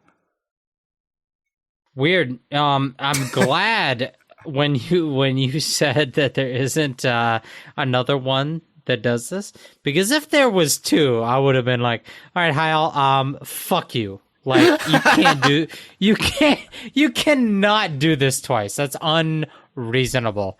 But I guess I'll let you do it once. I don't know. I guess I will. All right. But alphabetically... Here's the thing. If there was a Donkey Kong Country game that did everything Tropical Freeze did, but had an innovative overworld and had some Donkey Kong stuff in it, then that would be the, clear and away winner. But I mean, we both agree Tropical Freeze is, like, as executed, a very good video game. So no shame. No doubt, no shame. It's all good. Impossible Lair, it was my 9? It was my number 9 and is tied with Tropical Freeze as your number 6/7. Both number 6, there is no 7, yes. They're both number 6, there is no 7. That's nonsense, that doesn't make any sense, but that is what it is. All right. I told you math sucks. Math is terrible. So no, math it's hard to do. It's hard to do math. I understand that much, but I think that the next one, I have to reveal my number 6. Is that where we're at? Yeah. Don't worry, you can reveal number 5 after that. I'm basically sitting this one out. No. It's fine. It's good. My number 6, top 10 top games. Number 6. Let me tell you what. Palms are getting really sweaty. Palms are sweaty, knees weak, mom's spaghetti. I don't know. I'm a big fan of Marshall Mathers, but no. Let's move on. My number 6 top 10 games of all time. I think this one is on your list. I think it is higher up on your list, and we'll see. We'll see. It's a little game called Grabbed by the Ghoulies. Oh my god. I can't believe it's honestly on your list, Jeff. Oh, no. Okay, so it's actually, like, not only is it on my list, it has climbed my list, and I'm surprised it ended so low as it did. And, I think it could climb up higher. But so we're talking Grab by the Ghoulies. Now, personally, me, Jeff, a guy, Jeff, a little character, this Jeff loves horror movies. Jeff loves monsters. It's true. Don't worry. It's true. I adore Grab by the Ghoulies. And I, over the years, have just grown and grown and grown how much I love it, because it's become this thing that I'm playing every season, every Halloween season. I'm playing Grab by the Ghoulies. And there are other games, I'm not going to say specifics, there are other games in the DKU that I'm like, okay, let's say this game is the best game in the whole DKU, but I do not play it every year. Period. But Grab by the Ghoulies, I do play that every year. I do. Every year. I am so in the mood. Every season, Halloween comes around, I'm ready to play it. I think that Grab by the Ghoulies might be, because we at DK Vine, we love to celebrate the underrated gems. We surely do. We love to celebrate the underrated gems. Let's say one example might be the video game It's Mr. Pants. It's Mr. Pants. We love to celebrate a game like It's Mr. Pants. But I could be wrong. I'm not gonna make any definitive statement. But I think that neither one of us has put It's Mr. Pants in our top 10 list. I could be wrong. We'll find out. We'll find out. We'll find out. But I think that we celebrate that goofy game, but it's not in our top 10. And I think that Grab by the Ghoulies is one of those goofy, odd games we celebrate that is not only goofy and fun to celebrate, but it's actually like a really fun game. And like, I'm not saying those other ones aren't fun, but what I'm saying is it's fun enough that it is like great. It reaches greatness. And everything, I mean, like I said, I think I could do a top 20, and everything in my top 20 I would say is not just good but great. Right. And that's true, I think. But this one ends up being my number 6. Grabbed by the Ghoulies is not just good, it's great. It is, I think, better than some of the other games I said before. And part of that is my personal preference and investment in the theme. I love haunted houses and horror movie monsters and characters. And so I love that this game is a comedy take on those things. But I think it's great. Yeah, Grab by the Ghoulies is a game that I think it really grew on me. I played it and I really liked it when it came out, but it's a game that has risen in my esteem over, I think, from the original decade it was released into the 2010s. I realized that I didn't just like Grab by the Ghoulies, I loved Grab by the Ghoulies. And it's a misunderstood game. It's like one of those games people look at it and they expect it to be something, and it's not that thing, and so they dismiss it without actually syncing up with what the game is trying to be. And once you realize what the game is trying to be, it's kind of a brilliant little game. And I think if people were, it did find its audience a little bit when Rare Replay came out. More people tried it out then. I still feel like too many people dismiss it, but it is kind of like this evolution of the beat 'em up, like side-scrolling brawler mixed with an escape room. And oh yeah, no, true. Yeah, before escape rooms had taken off. Yeah.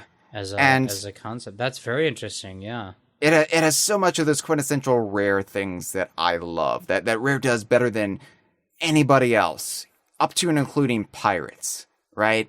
So yeah, right. Yeah.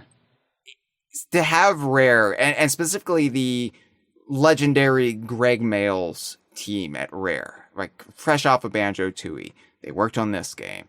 To have them do their take on not just horror, but like Halloween horror, like haunted houses, a little bit of mythology thrown in, stuff that you and I both really love, Jeff. I'm not a horror guy, but I'm a Halloween guy. Oh, I'm a huge horror guy. Yeah. No, I know you are. You know that. But I'm a Monster Mash guy. I love the old Universal Studios monsters. I love some Hammer horror. I love really just folklore and legends like Mr. Beast. That's the kind of stuff I really like. I mean, what is he? Is he the Hopkinsville goblin? Like, we don't know what he is. We don't know. Yeah. Mr. Creature. We don't know what he is. The kids love him, and it's concerning because adults can't see him. Adults can't know. They can't know. We cannot know. That's that's very fun. No, I'm right with you. Grab by the Ghoulies, number 6. That was also my number 6. So before we move on from Grab by the Ghoulies, it's worth pointing out Grab by the Ghoulies is also very important because it started the in-joke, the trope of Royston, the goldfish, appearing. Just put a goldfish. Why don't you just put a goldfish somewhere? They specifically put Banjo's goldfish in a room in Ghoulhaven Hall, and you should just put a goldfish in there. Why didn't you just put a goldfish in there? Is that Gomer Pyle? What is that voice? I don't know. Yeah, come on, man. Why don't you just put on a... What if, let's put a goldfish in there. Okay. All right. Jeff? Hyle tells me regularly he hates doing funny voices. And so I guess I'll stop. Yeah. If you could rein it in, you could use your indoor voice. I'll just be. I guess I'll be regular. Be sorry, a regular Jeff. Yeah. Sorry. And because I already said my number 6 pick, why don't you give us your number 5? I'm gonna do my number 5. My number 5, which is here it is. Viva Pinata! Trouble in Paradise. That's my number 5. Shit. All right. Tell us about Viva Pinata. Trouble in Paradise. I'm not, we'll find out, but I'm sure I feel some confidence that neither of the Viva Pinata games is probably going to end up in your top 5 personally for you, but we'll find out. I'll just tell you right now, Party Animals is my number 1. Oh, yeah, I thought it might, that was my choice. I was like, is it? What might it be? I don't know. We'll get there when we get there, I suppose. But Viva Pinata is such a... I understand that the gameplay model of it might not be for every person. I think that's true. I think there are people who don't enjoy the structure of it. It's certainly not as straightforward as the adventure model of things like Donkey Kong Country, Banjo-Kazooie, Conker's Bad Fur Day, Star Fox Adventures. You are one character, you go out and you do something to accomplish it, and then the next thing happens and you're faced with the next challenge. Viva Pinata is not that game. It is, I guess people would describe it as a quote-unquote God game. I don't know if I love that label, but it is whatever. You are just building out your garden to try to attract creatures, animals, and species. It's just cozy. There's a coziness to Viva Pinata. I think I'm not even going to debate. Viva Pinata 1 and 2 are the coziest DKU games. They're cozy. They are so cozy. They just are. They're just cozy. We can argue. That's fine. Have your little opinion. I don't agree. They're cozy. And having that feeling of just all right, I'm in a game just kind of feeling stuff out. I'm doing a little of this and I'm doing a little of that. And then I got a character coming in and the character is interesting and goofy. That's fun. I love that has happened. It's that feeling of just curating a space to attract a certain outcome. Obviously in a platforming game, it's okay, I control a character, I try to accomplish a task. Physically, I accomplish it, and then I'm done. In this, it's okay, I'm curating a space. I'm trying to decorate. I'm trying to fulfill some requirements while I'm decorating. And then it's going to cause a response by some fun, goofy little creatures.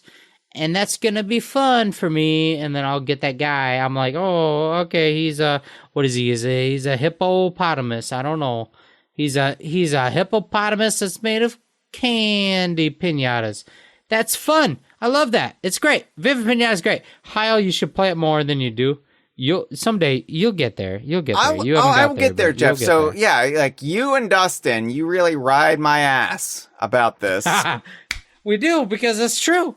It's true. No. Okay. So Viva Pinata, the height of Viva Pinata, the entire run of the games, the cartoon, everything, when it was kind of like everything that was coming from Rare or a large amount of Rare's output in the DKU was Viva Pinata. That really coincided with what I consider to be my, we'll call it a lost weekend, to use some Beatles parlance, from the DKU, where I was kind of just out and about. I was a man about the town then, Jeff, and I didn't really have as much of an investment. It's one time in my life in the last 30 years, I was sort of halfway checked out of the DKU. And so I wasn't able to give Viva Pinata its proper shrift, we'll say.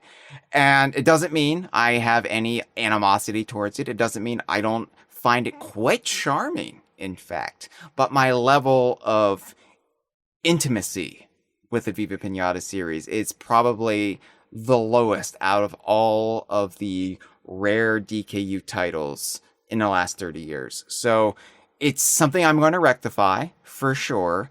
Now that I'm doing this full time, I'm going to find the time, carve it out, really get into Viva Pinata. I'm going to curate that cozy space, Jeff, and I'm going to have some good old fashioned fun with the candies made out of the the candy containers made out of hippos or whatever the hell you said.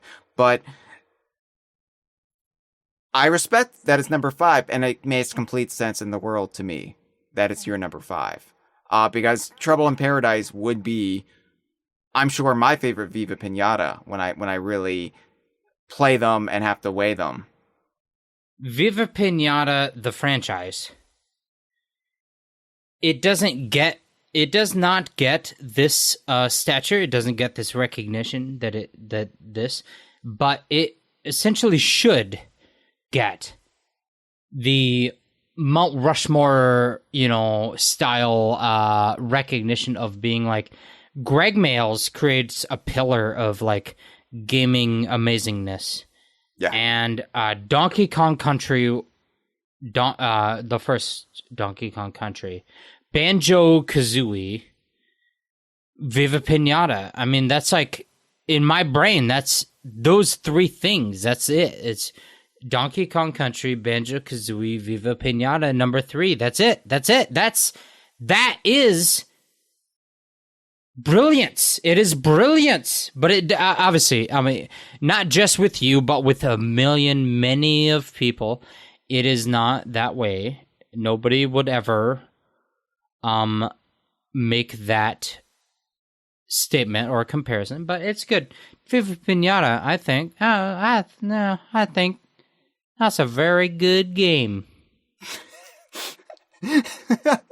These voices you're doing, Jeff, I don't know how I feel about them. It's kind of making me value your opinion less. Why should I do a funny voice? I can't get my opinion. Doesn't matter. I do a funny voice. You're doing nothing but funny voices. Which I don't know. I really feel like you should have heeded that Surgeon General's warning. I'll just say that much. No, you're right. Well, let me. Okay, Hyle, Jeff, Mr. Russell, Hyle Onan. Jameson Russell. I don't know your middle name. I've decided it. You know my middle name. What's your number 6? My number 5. You can't even keep track of where we are on the list. I meant you to mess. say 5. You sweaty mess. I surely did mean to say 5. And what is it? How are you going to list up when you can't even list down? My number 5, Jeff, it's not Trouble in Paradise, sad to say. My number 5 shit is Diddy. It's Kong. And there's some racing involved. It's Diddy Kong Racing, the original for the N64, 1997. So why is Diddy Kong Racing my number 5? Because a lot of people might think that Diddy Kong Racing would be my, number 1 or number 2 or number 3, given how much I laud Diddy Kong Racing, how much of our fandom is the result of Diddy Kong Racing. Diddy Kong Racing coming out and saying, hey, here's this shared universe of rare games. We're going to use this game to debut Banjo and Conquer, and eventually Tricky, even. And we are going to not just do that, but we are also going to, the same year Mario Kart 64 came out in the West, we are going to one-up Mario Kart 64 by having this lavish adventure thrown in with the racing. 3 vehicles instead of just go-karts. We're going to have silver coin challenges and trophy races, and there's a anthropomorphic stopwatch named TT, and it's just going to be the greatest racing experience ever. And the only reason it's not any higher than number 5 is there are 4 games I like more. So deal with it. But Diddy Kong Racing, I absolutely love. I don't even feel like I need to sit here and justify why it's on my list. It's on my list because it's Diddy Kong Racing. And the only reason that might raise some eyebrows is too many people have not been able to play Diddy Kong Racing in the last 23 years because it hasn't been commercially available in its original form. And so I'm hoping it gets on NSO. I'm hoping more people get to be exposed to the magic and charm of Diddy Kong Racing. Because, yeah, Diddy Kong Racing was a game changer. And that is the game that took me from just being a Donkey Kong Country fan to being a Rare fan. That's the game that made me go from saying, yeah, my favorite game series is Donkey Kong Country to my favorite game series is the Donkey Kong universe. No, I love that. That's great. That's awesome. I will say this much. Okay, this is your number 5. Diddy Kong Racing. Okay.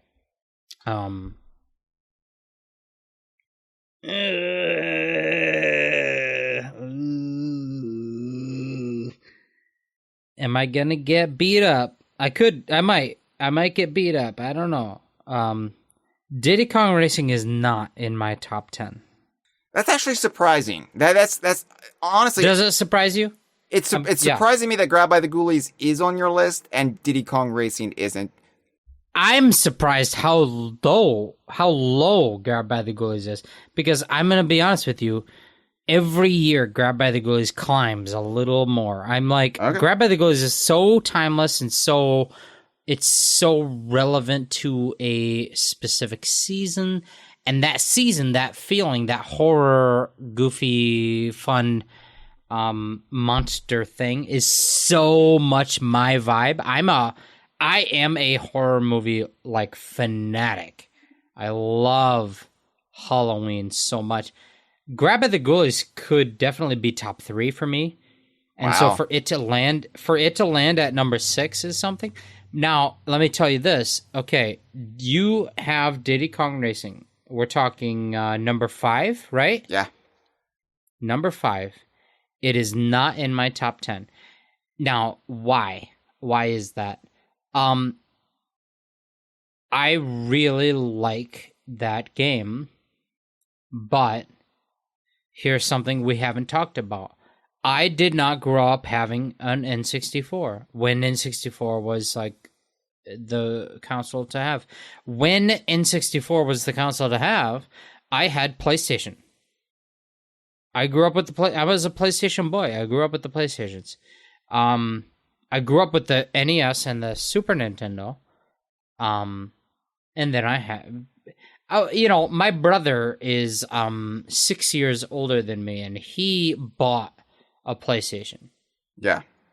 So I didn't have any choice in terms of what console was in my house. He bought a PlayStation with his own money, and we had that. So I didn't have a choice.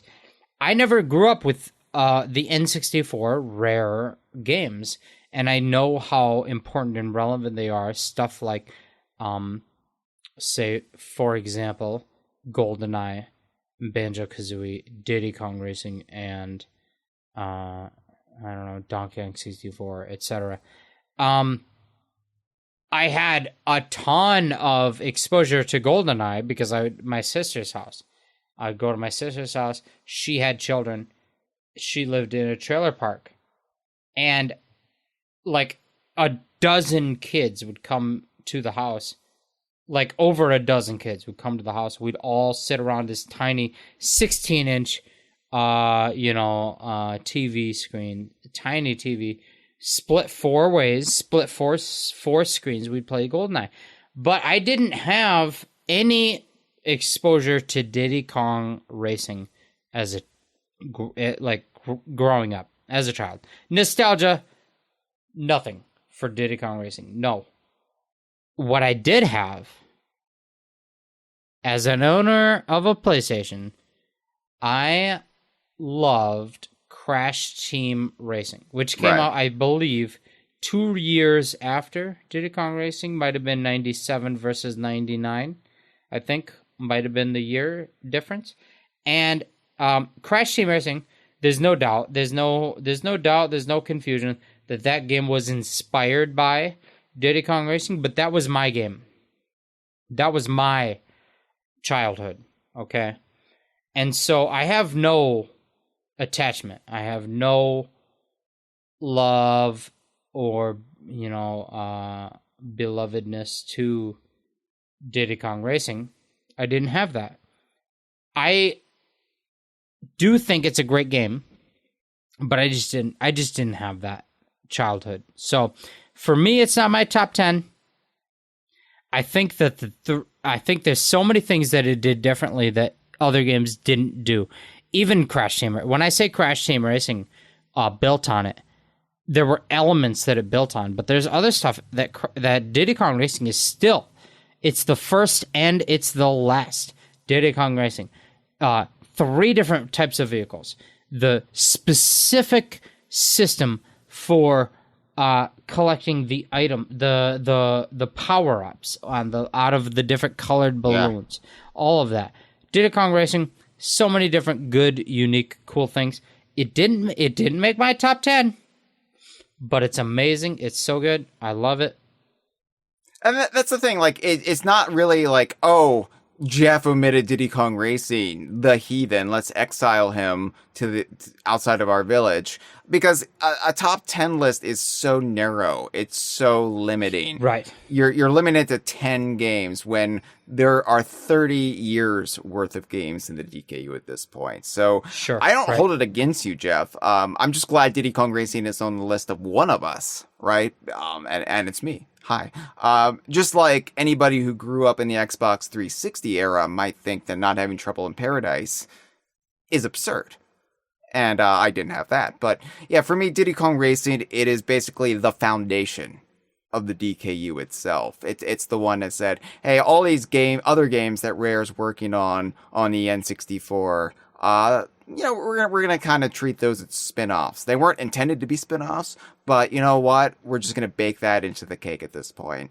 And it really did lure those kids who discovered Donkey Kong Country and then got Diddy Kong Racing, lured us into Banjo-Kazooie and Conquer, and even Star Fox Adventures for the freaks like me who were paying attention. And so now, yeah, can I say, you are talking about Diddy Kong Racing. It's your number 5? Is that what we're talking about? Number 5, yeah. Diddy Kong Racing. I think it's an amazing game. I love, and what I'll say, if I could pick one thing to talk about, the music. I love the music of Diddy Kong Racing. But, whatever. Can I say this much? Diddy Kong Racing is not on my list. Diddy Kong Racing is number 5 on your list. How interesting is it that neither, and I'll admit this right now, I'm guessing it's true of you as well. Yeah. Mario Kart. Yeah. Is not on my top 10 list. And your favorite kart racing game is Diddy Kong Racing. It's your number 5. I'm guessing is true. Diddy Kong Racing came out in 97, Jeff. Same year Mario Kart 64 came out here in the US. Diddy Kong Racing salted the earth for me. It broke my brain. I have this weird, like, of course I play every Mario Kart, and I like some of the Mario Karts. I really like Mario Kart 8 Deluxe, right? Like, it's a good solid Mario Kart. But Diddy Kong Racing showed me a better way. And then we just didn't get any more. And so I'm like sitting here just waiting for Diddy Kong Racing to come back. I'm like the child who has been abandoned. And I'm waiting for mommy and daddy to come back. And all these other potential parental figures come along and offer to take me home. And I'm like, no, they'll come back one day. I just have to wait. It's kept me from really enjoying and appreciating Mario Kart on the same level that Nintendo kids, multiple generations of Nintendo kids have now done. I had that very narrow window where I loved Mario Kart 64 from February 1997 to November 1997. And then Diddy Kong Racing ruined me. But I think you should give us your number 4 pick. My number 4. All right, your number 4. We're in the top 4 now. This is the cream We're getting in the top 4. Of the crop. Let's do a little case again. We're in the top 4. Hyle, I want to tell what my number 4 is, but I'm afraid you're gonna yell at me. I'm not gonna yell at you, Jeff. Why do you think I'm so mean and aggressive? I'm not Mr. No, you're Beast. usually I'm not a monster. Not, I'm afraid you might. All right, Hyle, don't yell at me. Okay, I won't. I promise. All right, number 4, Donkey Kong Country Tropical Freeze. Why would I yell at you for that? Well, because I'm usually pretty harsh on that game. I thought you might be surprised that I have it ranked so highly when I'm usually pretty harsh on that game. I don't know. I don't know. but I do like it. Yeah. No, that's a great pull quote for the back of the box. I don't know.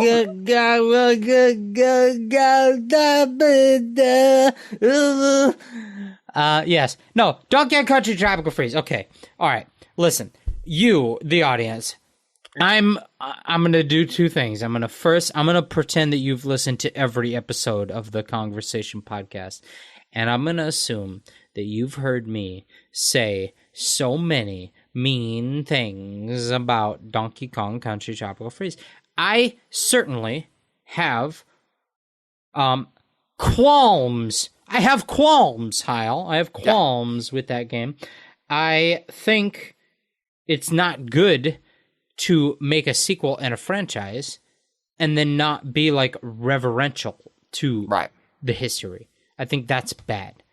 I think that the Donkey Kong franchise would have been better off, though, if individual entries would have happened more often. I think that, if you had a Wii game and then a 3DS game and then a Switch game and then another one and then another one, it's like it's 2024.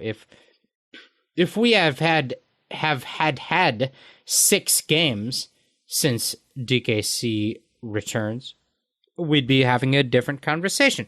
But because we haven't, it is frustrating that Tropical Freeze doesn't have the reverential content that I would like. Now, that being said, it is absolutely in my top 4 favorite Donkey Kong universe video games. This is the part I thought Hyle would be surprised by. I thought he might guess.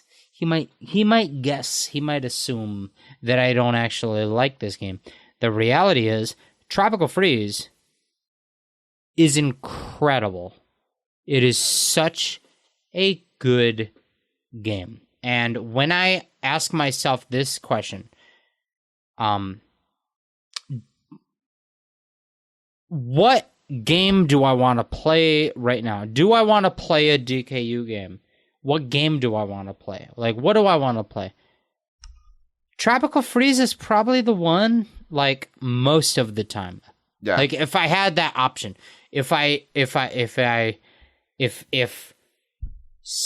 the logistics were removed, set up a thing, connect a console to a TV, set up a controller to a thing. If all of that was removed, Donkey Kong Country Tropical Freeze is not. It's not number one, but it's very high as like. Which game do you want to play? Tropical Freeze. Tropical Freeze.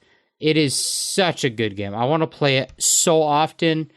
I love every world. I love the details. I love the locations, the environments. David Wise music is so good. It's so good. There you go. Tropical Freeze. Me, Jeff, the Tropical Freeze hater. It's my number 4. You're a ball of contradictions, Jeff Onan, but I sure am. I have all these different thoughts. Yeah, you do. You do. You surprised me. I'm shocked by some of this. I thought it would be pretty predictable to a certain extent, but I would never guess that Tropical Freeze would have even been in your top 10, let alone number 4. Like, number 4 is getting into the tippy top. That's the tippy top, even. We're fighting. Yeah. I've explicitly told you now that I think that Tropical Freeze is better than Donkey Kong Country 3 and Donkey Kong Country 1. That's my list. On my list, that is also accurate. So it's Sure, not like I'm right. disagreeing with that. I just, as Cameron said in the live stream, I was sitting on the fence about Tropical Freeze v Impossible Lair. I love them equally. Right. I really do feel like they're two sides of the same coin in a lot of ways, but they serve different purposes. They scratch those different itches. And so that's why I kind of waffle a little bit on Tropical Freeze, because I have such affection and respect for Impossible Lair, but it's not to say I dislike Tropical Freeze.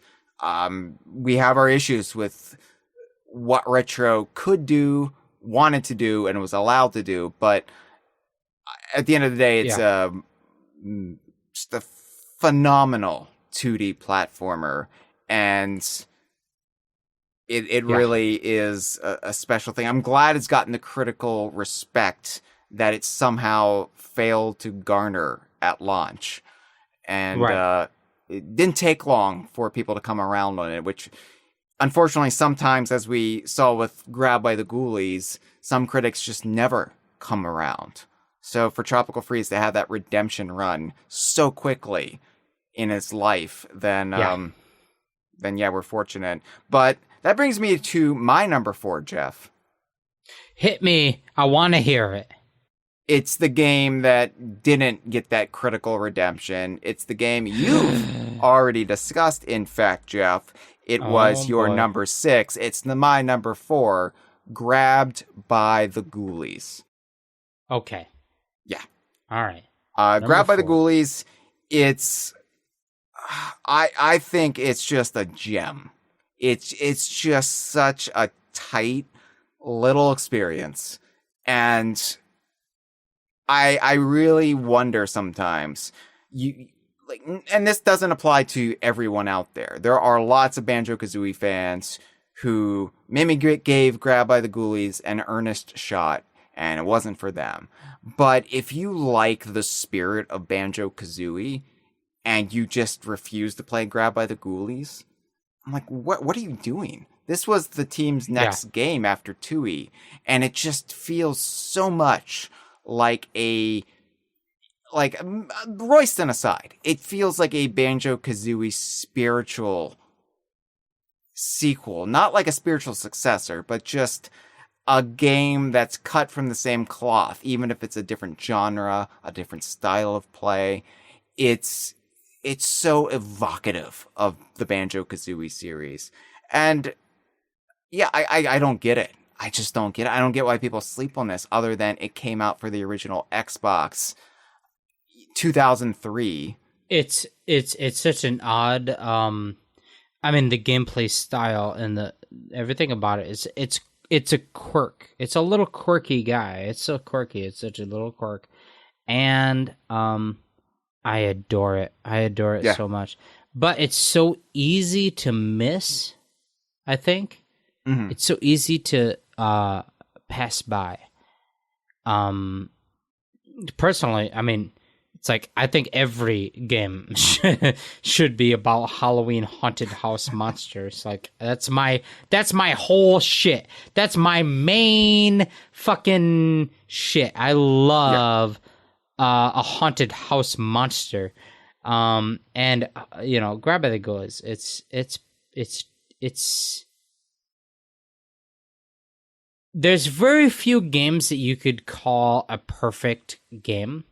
I think that, like, okay, Donkey Kong Country was a very good 2D platformer, but it's very obvious that Donkey Kong Country 2, in some aspects, improved upon it mechanically in terms of, like, elements of, you know, the mechanics of it and the things. It's so rare that a game is like, okay, that one just it's nailed it. We don't even a sequel. It's like there's not much to improve on. I think Grab by the Ghoulies is there. I think Grab by the Ghoulies is like maybe it might be a perfect video game. That's a bold statement, but you know what? It's super bold. Yeah. Yeah, I'm not going to disagree with it. I think people still sleep on this. I think it is just it's charming and it's super tight and it leaves nothing to waste. Right. There's no excess to it. It's lean. There's no fat on these bones. No, they totally nailed it. Yep. All right. Well, we're down to the top 3 now, Jeff, and there are some games we have not mentioned, and I have a feeling, I don't know this for sure, but I have a feeling we're going to have a lot of overlap here in our top 3. There might be overlaps. We don't know. We don't know until we say it, but there might be overlaps. I'm thinking so. But let's go. I'm going number 3. Number three. Here I am. My name's Jeff, and number 3. It is. Okay. Oh, whoa. All right. Hyle Russell. Why do you do this? Why do you think like you're going to... You're being so careful with me, like I'm a Fabergé egg that you're taking out of the store. You wait till the words come out of my mouth, and you're gonna remember why. All right. Okay. Hyle. All right. My number 3. Sea of Thieves. Oh my God! Oh wow! Whoa! Okay. Whoa! Hyle! Whoa! Hyle, the little glass figurine. He is just shook by this announcement. All right, Jeff, that's me. I'm supposed to be the guy. I'm supposed to be the Sea of Thieves guy. I think that's true. People know that.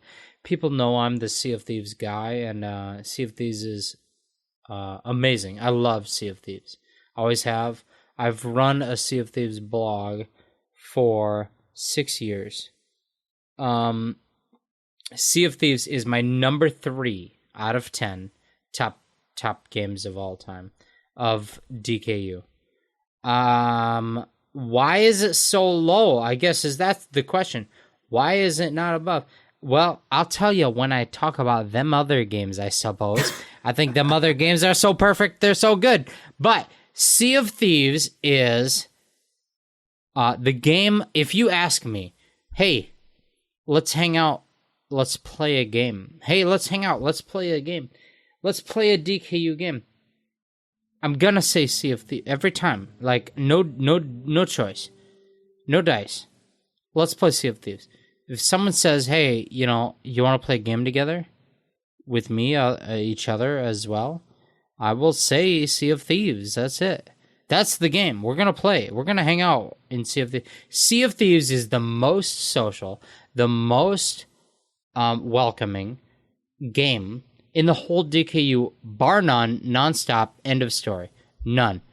I love Super Smash Brothers. I love playing Mario Kart with people.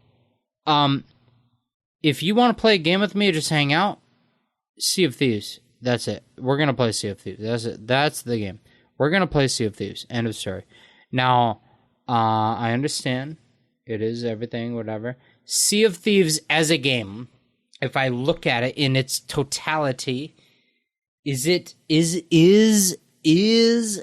a 10 out of 10 video game all the time, all the way? No. But that's fine.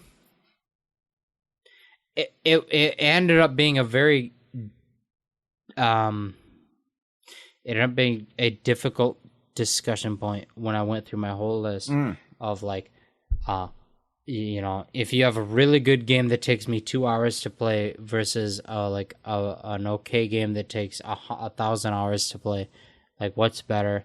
And I went through that and I kind of analyzed it when you're talking about stuff like Viva Pinata. When I'm talking about stuff like Minecraft, I love Minecraft. It's not in my top 10. I know there's some people who are just going nuts that we didn't include Minecraft. I know. Minecraft is very, very good. I know. But Sea of Thieves is that game where you're gonna yes, I'm gonna play a billion hours, and most of that time it's gonna be like a B-rated game. But I just love it so much. I love the pirate style.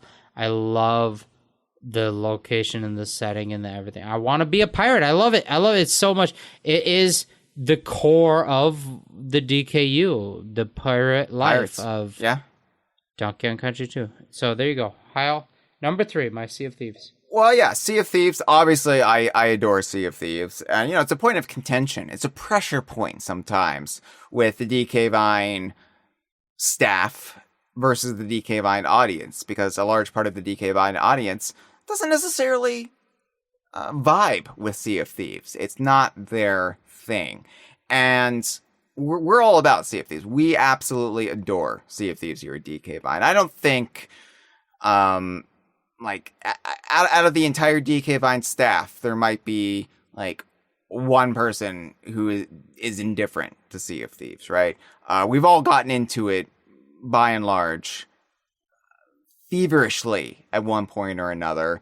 And some of us have just been going nonstop with the game since it came out in 2018, before it came out in 2018. But for me, like Sea of Thieves, it fulfills something that I always wanted, and I never knew if I was going to get, which is a rare game that never stops. A rare game that you can live in with your buddies. I'm going to use that word, Jeff, buddies. Whether that buddy is a little kid or a little animal sidekick or a dinosaur. Like a creature or so forth. Or a creature that lives in your pocket. A beast, if you will. But for me, my buddies are you. It's Cameron. It's Dustin. It's Chris Alcock. It's Jem. It's everybody we play with in Sea of Thieves. We bond. There's this sense of we're in this together. And yeah, it's you versus the world versus other players. But you are together. You are a crew on this ship. And it's a little simulation of what it would feel like if you were actually there and you were actually doing it. And it's so much fun. You say it can be like a B+ experience from time to time, but it really is what you bring to the game as well. And yeah, I think if you play in a proper mindset with people who are also in that proper mindset, there's nothing else like it. And it's probably... If I'm to crunch the numbers, and math sucks, Jeff, so I'm not going to crunch those numbers. Sure do. But if I were to crunch those numbers, I would think at this point, Sea of Thieves is the game I have played more of in my entire life than any other game, just hour to hour. No, I mean, yes, I think that's true for me as well. Number 3 for me, Jeff. Hit me. Banjo-Kazooie. Yeah. The platformer one. The platformer one, yeah, the one with the bear, yeah, it's that one. So, Banjo-Kazooie, obviously, I've talked about this before in the conversation. When it was announced at E3 1997, I was pissed off because I was expecting Rare and Nintendo to announce the Donkey Kong game for the N64 because that's all I wanted. I wanted that 3D Donkey Kong adventure. I wanted to finally fulfill that promise because Donkey Kong Country Mania was sort of overlapped with the early hype for Nintendo's new console, the Nintendo Ultra 64. And you knew because we were getting Donkey Kong Country, and it was the biggest selling video game of 1994. You knew they were going to do sequels on the Super Nintendo. You knew they were going to do the Game Boy Donkey Kong Land games to kind of get in that extra money. But you knew the main event was going to be taking that franchise and putting it on the Nintendo Ultra 64. So that is, in my heart, what I knew was going to be the greatest game of all time. Donkey Kong World. Donkey Kong Universe. And then I pick up the Nintendo Power about E3 97, fully expecting to have the most amazing screenshots of Donkey Kong and Diddy Kong and Dixie Kong and Kiddy Kong in a 3D environment. And what do I see? I see that Rare didn't announce it. They announced this other game called Banjo-Kazooie, and I saw red. And I'm not talking about Kazooie. It was anger. It was anger, Jeff.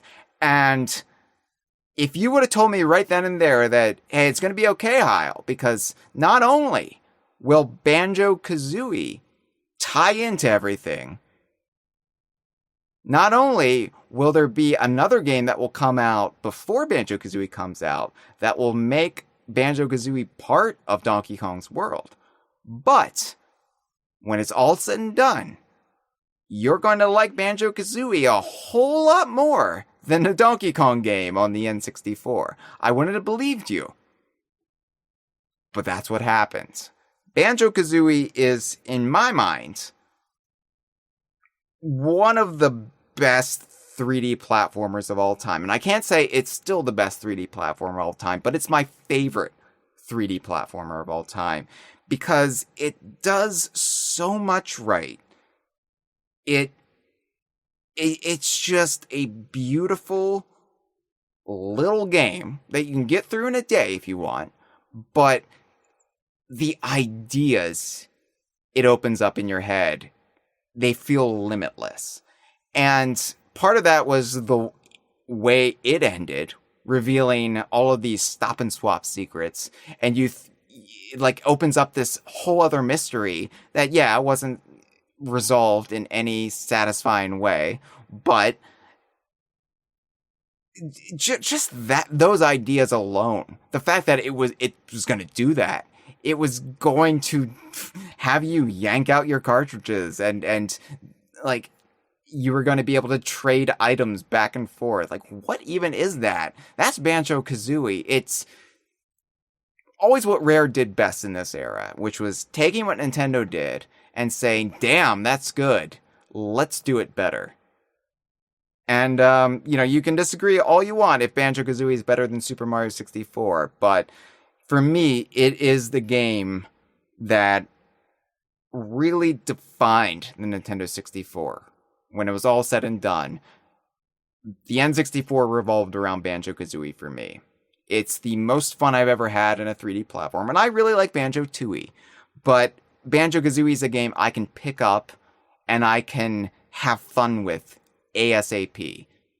It doesn't matter if I'm picking up a save file, if I'm starting a new file, if I'm pulling up a save state on the Switch and I'm just jumping in some random errant moment in the game, I'm going to have fun. I'm going to have something to do, something to find, something to discover, somewhere to explore, and it's going to bring a smile to my face.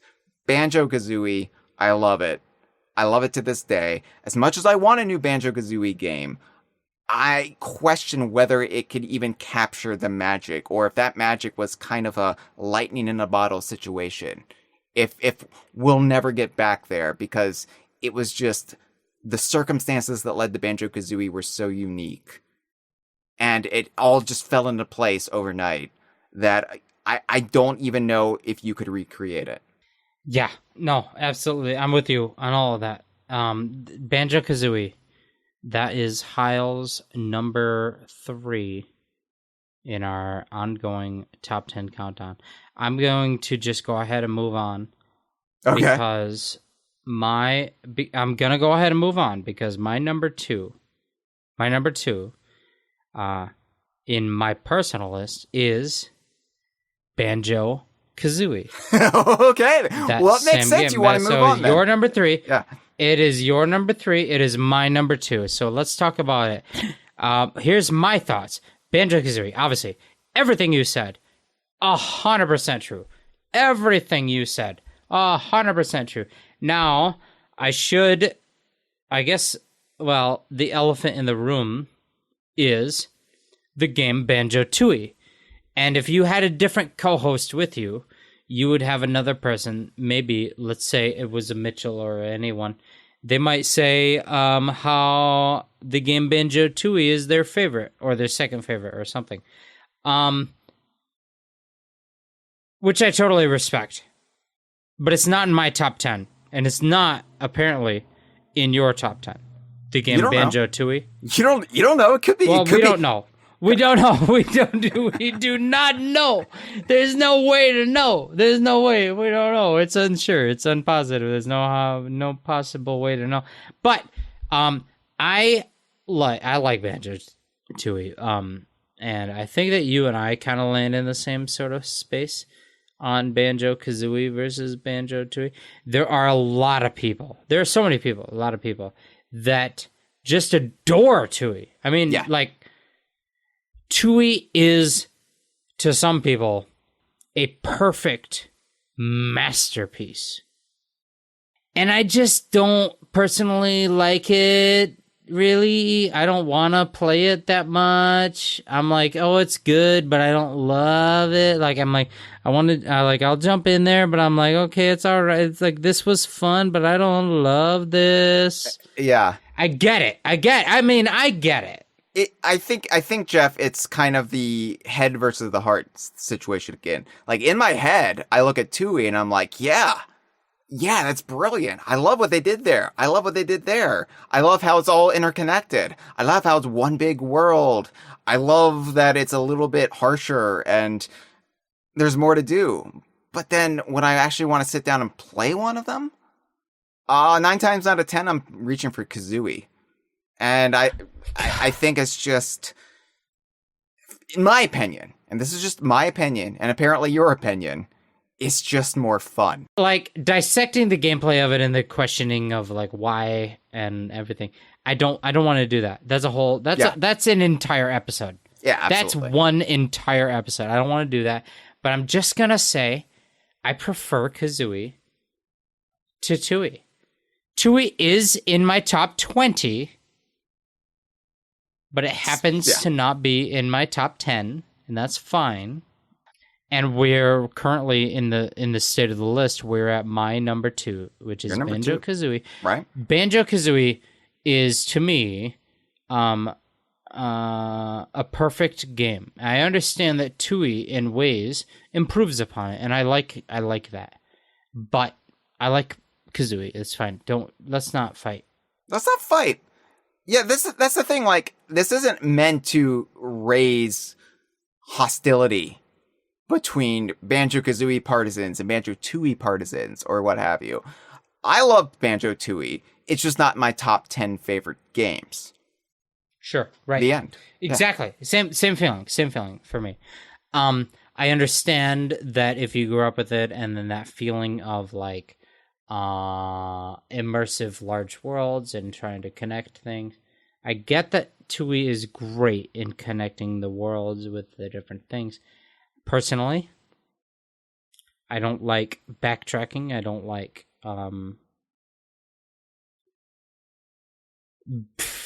feeling lost about what's meant to be done until you're 3 worlds later and you're like, oh, maybe this thing I've just learned 3 worlds later was the thing I was meant to do 3 worlds ago. I don't love that. What I love about Banjo-Kazooie, and I'm not afraid to admit this, I love just fully methodically doing like task A to B to C to D and just like knocking shit out. I love just like coloring in the coloring book, like from top left corner down to bottom right corner. I love just doing the thing. Yeah. I love Banjo-Kazooie. My favorite world is what is the swamp world? Is it called Bubble Gloop Swamp? Bubble Gloop Swamp. I think that there are some people who definitely don't hate that world. That's fine. You can hate that world. I love it because it's so like I go from left to right. I go from clockwise. I look at okay, the world is split, and I go this direction, and it leads to these locations. And I'm going to go to those locations and do everything I can. And then I'm going to move to the next place in a clockwise manner. And then I'm going to do the thing in that location. And when I'm done with that, I'm going to go to the next place in the clockwise manner. And I'm going to do that thing. I love that. That's what I do. I'm a fucking moron. I'm really dumb. That's what I want to do in a banjo game. I'm enjoying it. It's so great to just go so methodically and it's a checklist for me, and I'm loving it. I love Tooie. Don't get me wrong. I love Tooie. Kazooie is to me so comfortable. It is so welcoming and I'm in there. I'm ready. I'm in there. I want to be there. That's mine. Banjo-Kazooie, my number 2. Now you said, Hyle, I think already that Banjo-Kazooie was your number 3. Yeah. I want to say really quick, though, about Banjo-Kazooie before I give my number 2. Just a little point that ties back into Grab by the Ghoulies. Because you said, what a great Halloween game Grab by the Ghoulies is. Oh, yes. And for me, it's funny because Grab by the Ghoulies is like a Halloween late, or mid-autumn game. Diddy Kong Racing is like the holiday season. That's the game I think of when I think of the holiday season. Oh, yes, absolutely. Yeah. Christmas and kind of winter break. And for me, Banjo-Kazooie, because of when it came out originally, Banjo-Kazooie represents summer.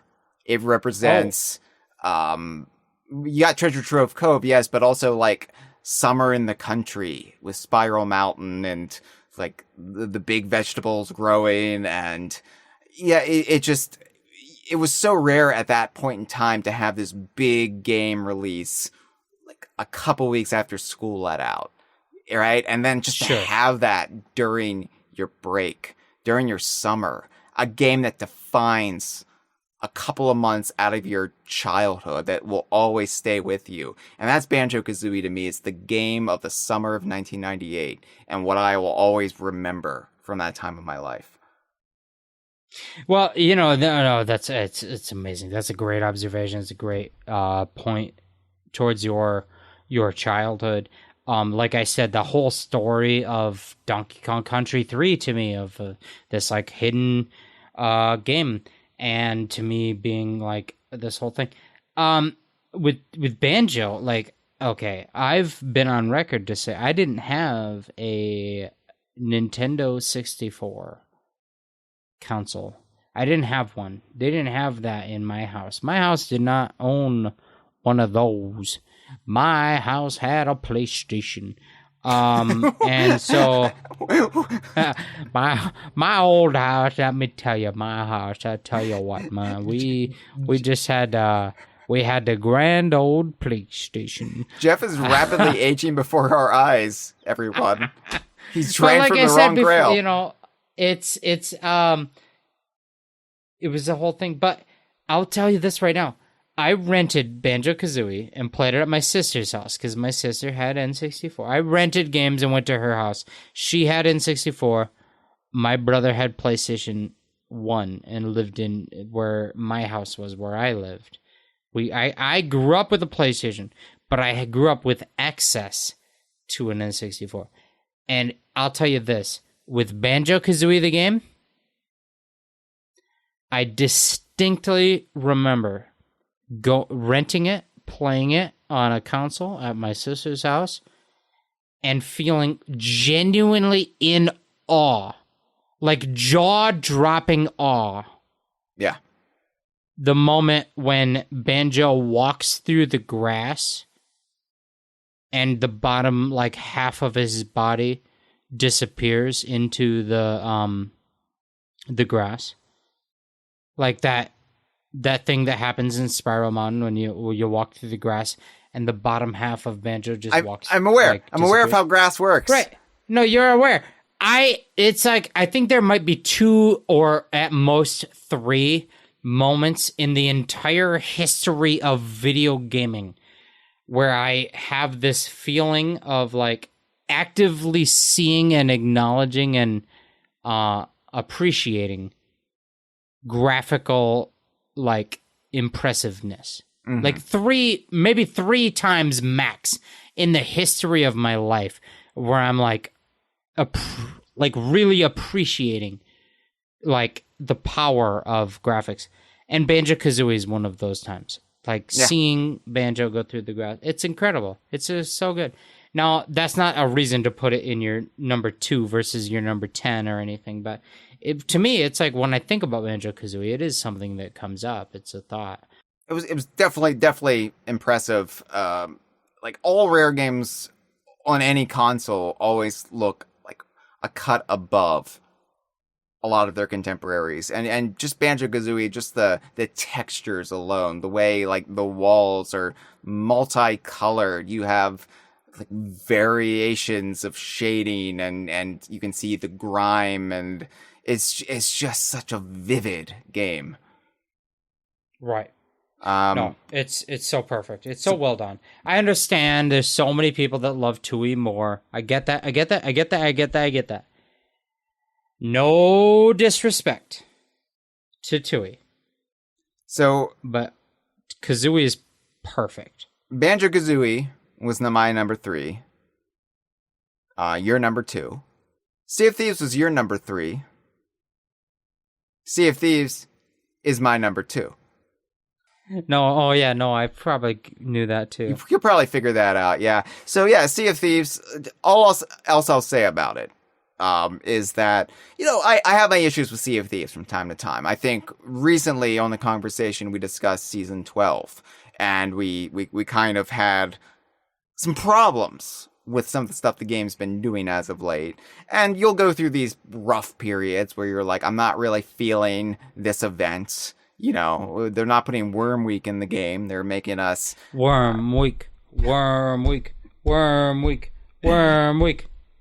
making us do something really repetitive and dumb, and then they don't make us do anything, and we find that at fault as well. And so it's just like, where the hell is TT, Rare? You promised me TT. Where Captain Black Eye? Come on, why can't you reference your own stuff, Rare? You've referenced Disney properties like 40 times. Where's the Grab by the Ghoulie ship set?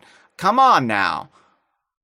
That being said, Sea of Thieves is just a game I have never fallen out of love with, and I don't think I ever will fall out of love with. I think it's...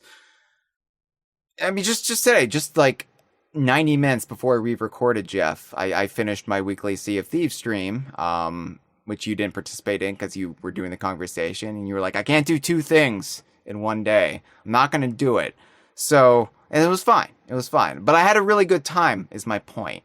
My point is, it's now been well over 6 years since the game came out. It's been... over 8 years since I first played it. It's been over 9 years since it was announced. And my fervor for it has really not subsided at all. And I still just have so much fun with it. And yeah, it's my number 2. But it's probably the game I played more of in my entire life than anything else on this list. Yeah. No, I am the guy with the Sea of Thieves blog. decided to brand myself around Sea of Thieves content, Yeah. more so than dkvine.com and I love the game. I love it. It's your number 2. It's my number 3. And I thought, oh, okay, all right. I'm actually being a little bit spicy by putting it as number 3 for myself. I'm DKVine.com. Why isn't Banjo-Kazooie above Sea of Thieves? It's a point of contention among some people. Right? Like, Why, how dare Sea of Thieves, you would think it might even be my number 1. You might even imagine. You might think. As a crazy wrong person, but it's my number 3. I love Sea of Thieves. We both do love it. And I think it's that. It's just, it's so comfortable for me. It might be so for you, but it's so comfortable to always exist in that game, to hop in and be in there and to do any number of the variety of things you can do, but it's just a comfortable place. It is this pirate world they created, which is very rare. It's a very rare world. Everything is in keeping with Rare's stylings, I think. Oh yeah. But just existing in that world is so comfortable and entertaining. So that's why it's so high for me. And then my number 3, and then for Hyle, it's his number 2. Here's the thing, Jeff. Here's what's so interesting about where we're at now on our list, because we've come down to the number 1 pick, and I'm not gonna try to guess what your number 1 is. Just like I'm sure you're not gonna try to guess what my number 1 is, but there is a conspicuous lack of a game that's come up from the both of us, and I'm wondering if we have the same number 1 pick. I'm wondering. We could. I think. It's possible. It's likely, in fact. It's Battletoads 2020. Oh my god! I can't believe. Yeah, that's mine for sure. No disrespect meant to Battletoads 2020.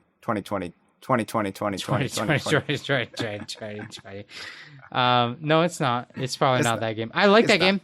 Yeah. I made the comment, honestly, like number 11 through 20 is almost like more interesting. Like if we had done like you cannot market an episode that way. You can't say this is episode where we say our 11 through 20 favorites. But I do have more interesting stuff to say about those games and where do they rank and why. I think for sure video games like and this is a spoiler because I'm going to say games that are not my number 1, but I'll say games like Donkey Kong Jungle Beat, Donkey Kong 64, Star Fox Adventures, Donkey Kong King of Swing, Conquer Spad Fur Day, Conquer Live and Reloaded, Battletoads 2020, Mario and Rabbids The Kingdom Battle. All of these, so many games. Great, interesting games I think would be interesting to talk about. But none of them have made my top 10 and your top 10. Star Fox Adventures made your top 10. Star Fox Adventures made mine, yeah. But that's okay. That's okay. So we had a lot of overlap, though. We did. Placement, a little different. A little bit. All right, Jeff, why don't we...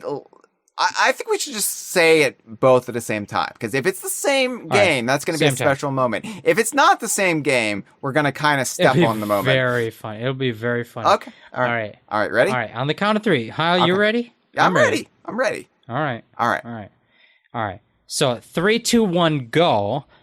Your number 1 DKU game. Okay. 3, 2, 1. Donkey Kong Country 2. Diddy's Kong Quest. Diddy's Kong Quest. Okay, I'm thorough in the title, but it's fine. Donkey Kong Country 2. It really, I don't think it really could be any other game on the top of my list, on the top of your list. it's probably, and like I said, this is weird for me because Donkey Kong Country 3 is a more interesting game to talk about because for me, Donkey Kong Country 2 is just kind of perfect. And that's it. That's it. No, true. All right, end of podcast. No, yeah, no, okay. So we almost had the same top three because you had Banjo as your number 3. I had it as my number 2. You had Sea of Thieves as your number 2. I had Sea of Thieves as my number 3. We had the same number 1, Donkey Kong Country 2, and etc. But I'll tell you this. I mean, there's no surprise. It's not surprising. That. It's the most anticlimactic ending. Understand? It's very, but why? Could you say why you like Donkey Kong Country 2? Is there something you could say that would be interesting or surprising? The answer is no. Everyone already knows. We already know. We get it. Donkey Kong Country 2. But I'll say this. Donkey Kong Country 3, there are ways, structural wise, there are ways in it's in the same engine, it's in the same game. There are ways in which it has improved upon Donkey Kong Country 2. That's true.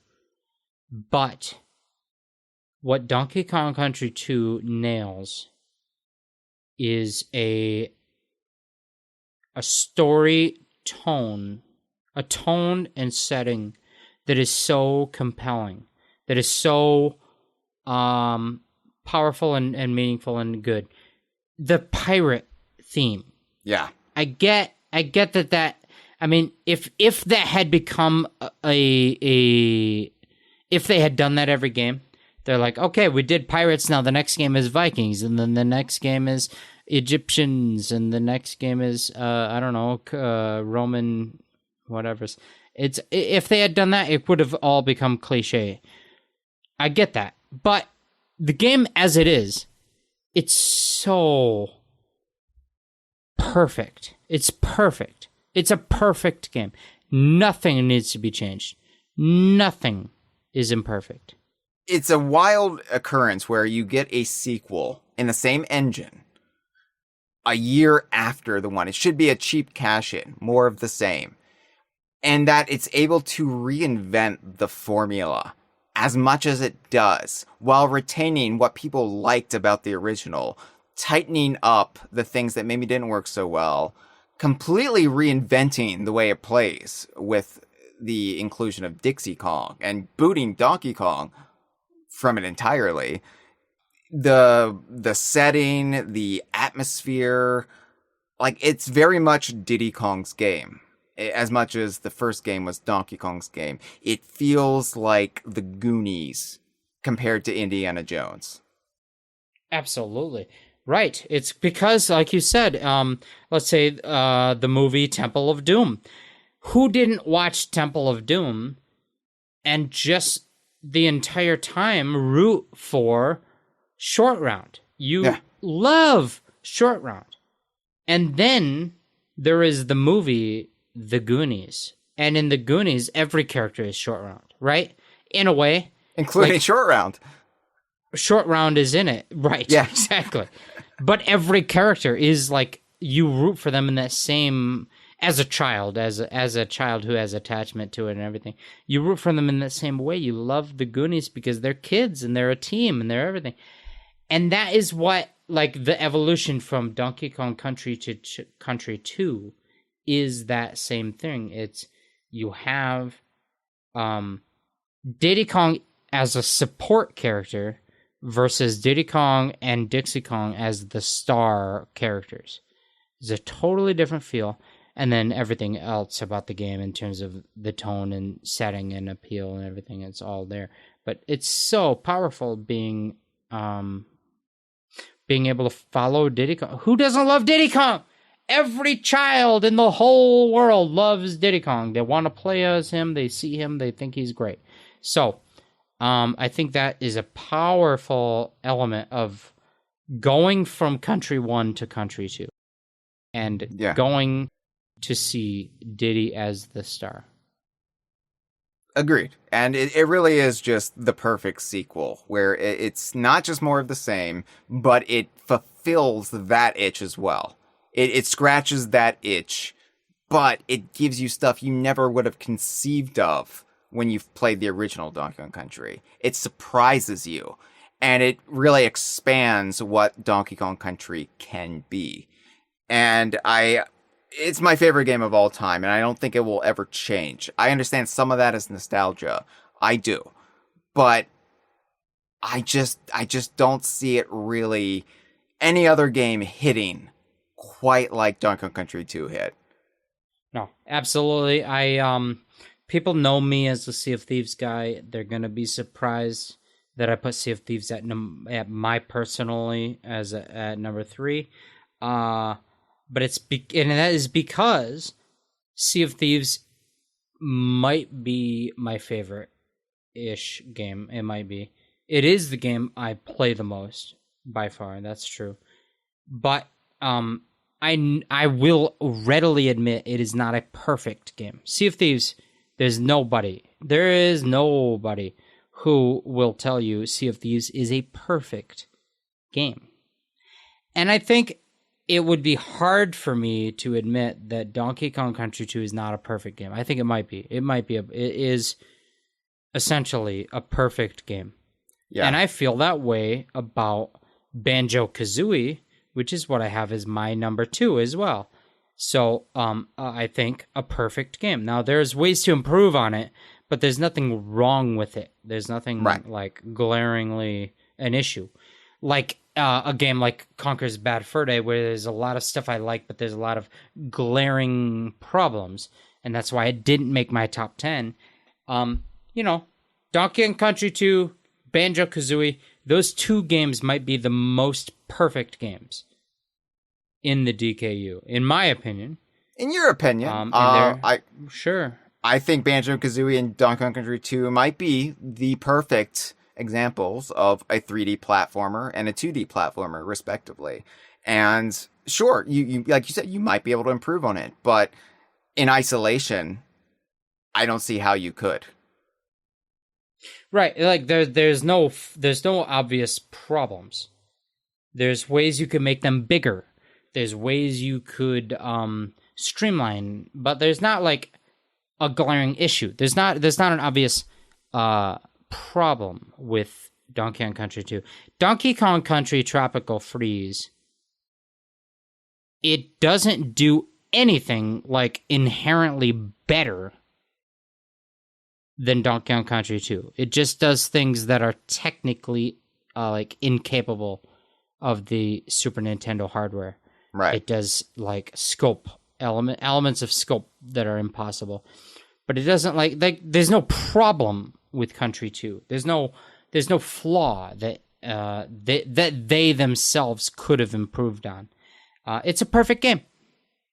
It's the best game in the Donkey Kong universe, Donkey Kong Country 2. And actually, I was going to ask my buddy Casey Kasem. He was going to weigh in and say what his... I'm Casey Kasem, and I think that the... Shit, this is terrible. Hyle, I'm sorry. We might have to do the whole thing over. And I'm Casey Kasem, and Donkey Kong Country 2 is the number 1. Hyle, let's just... Fuck. Oh, God, this is bad. And it's Donkey Kong Country 2. The number 1 game of 19...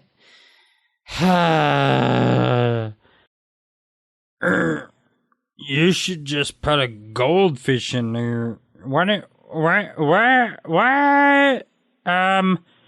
didn't you just put a goldfish in there? This has been a File 2 production. Impairs your ability to drive a car or operate machinery and may cause health problems.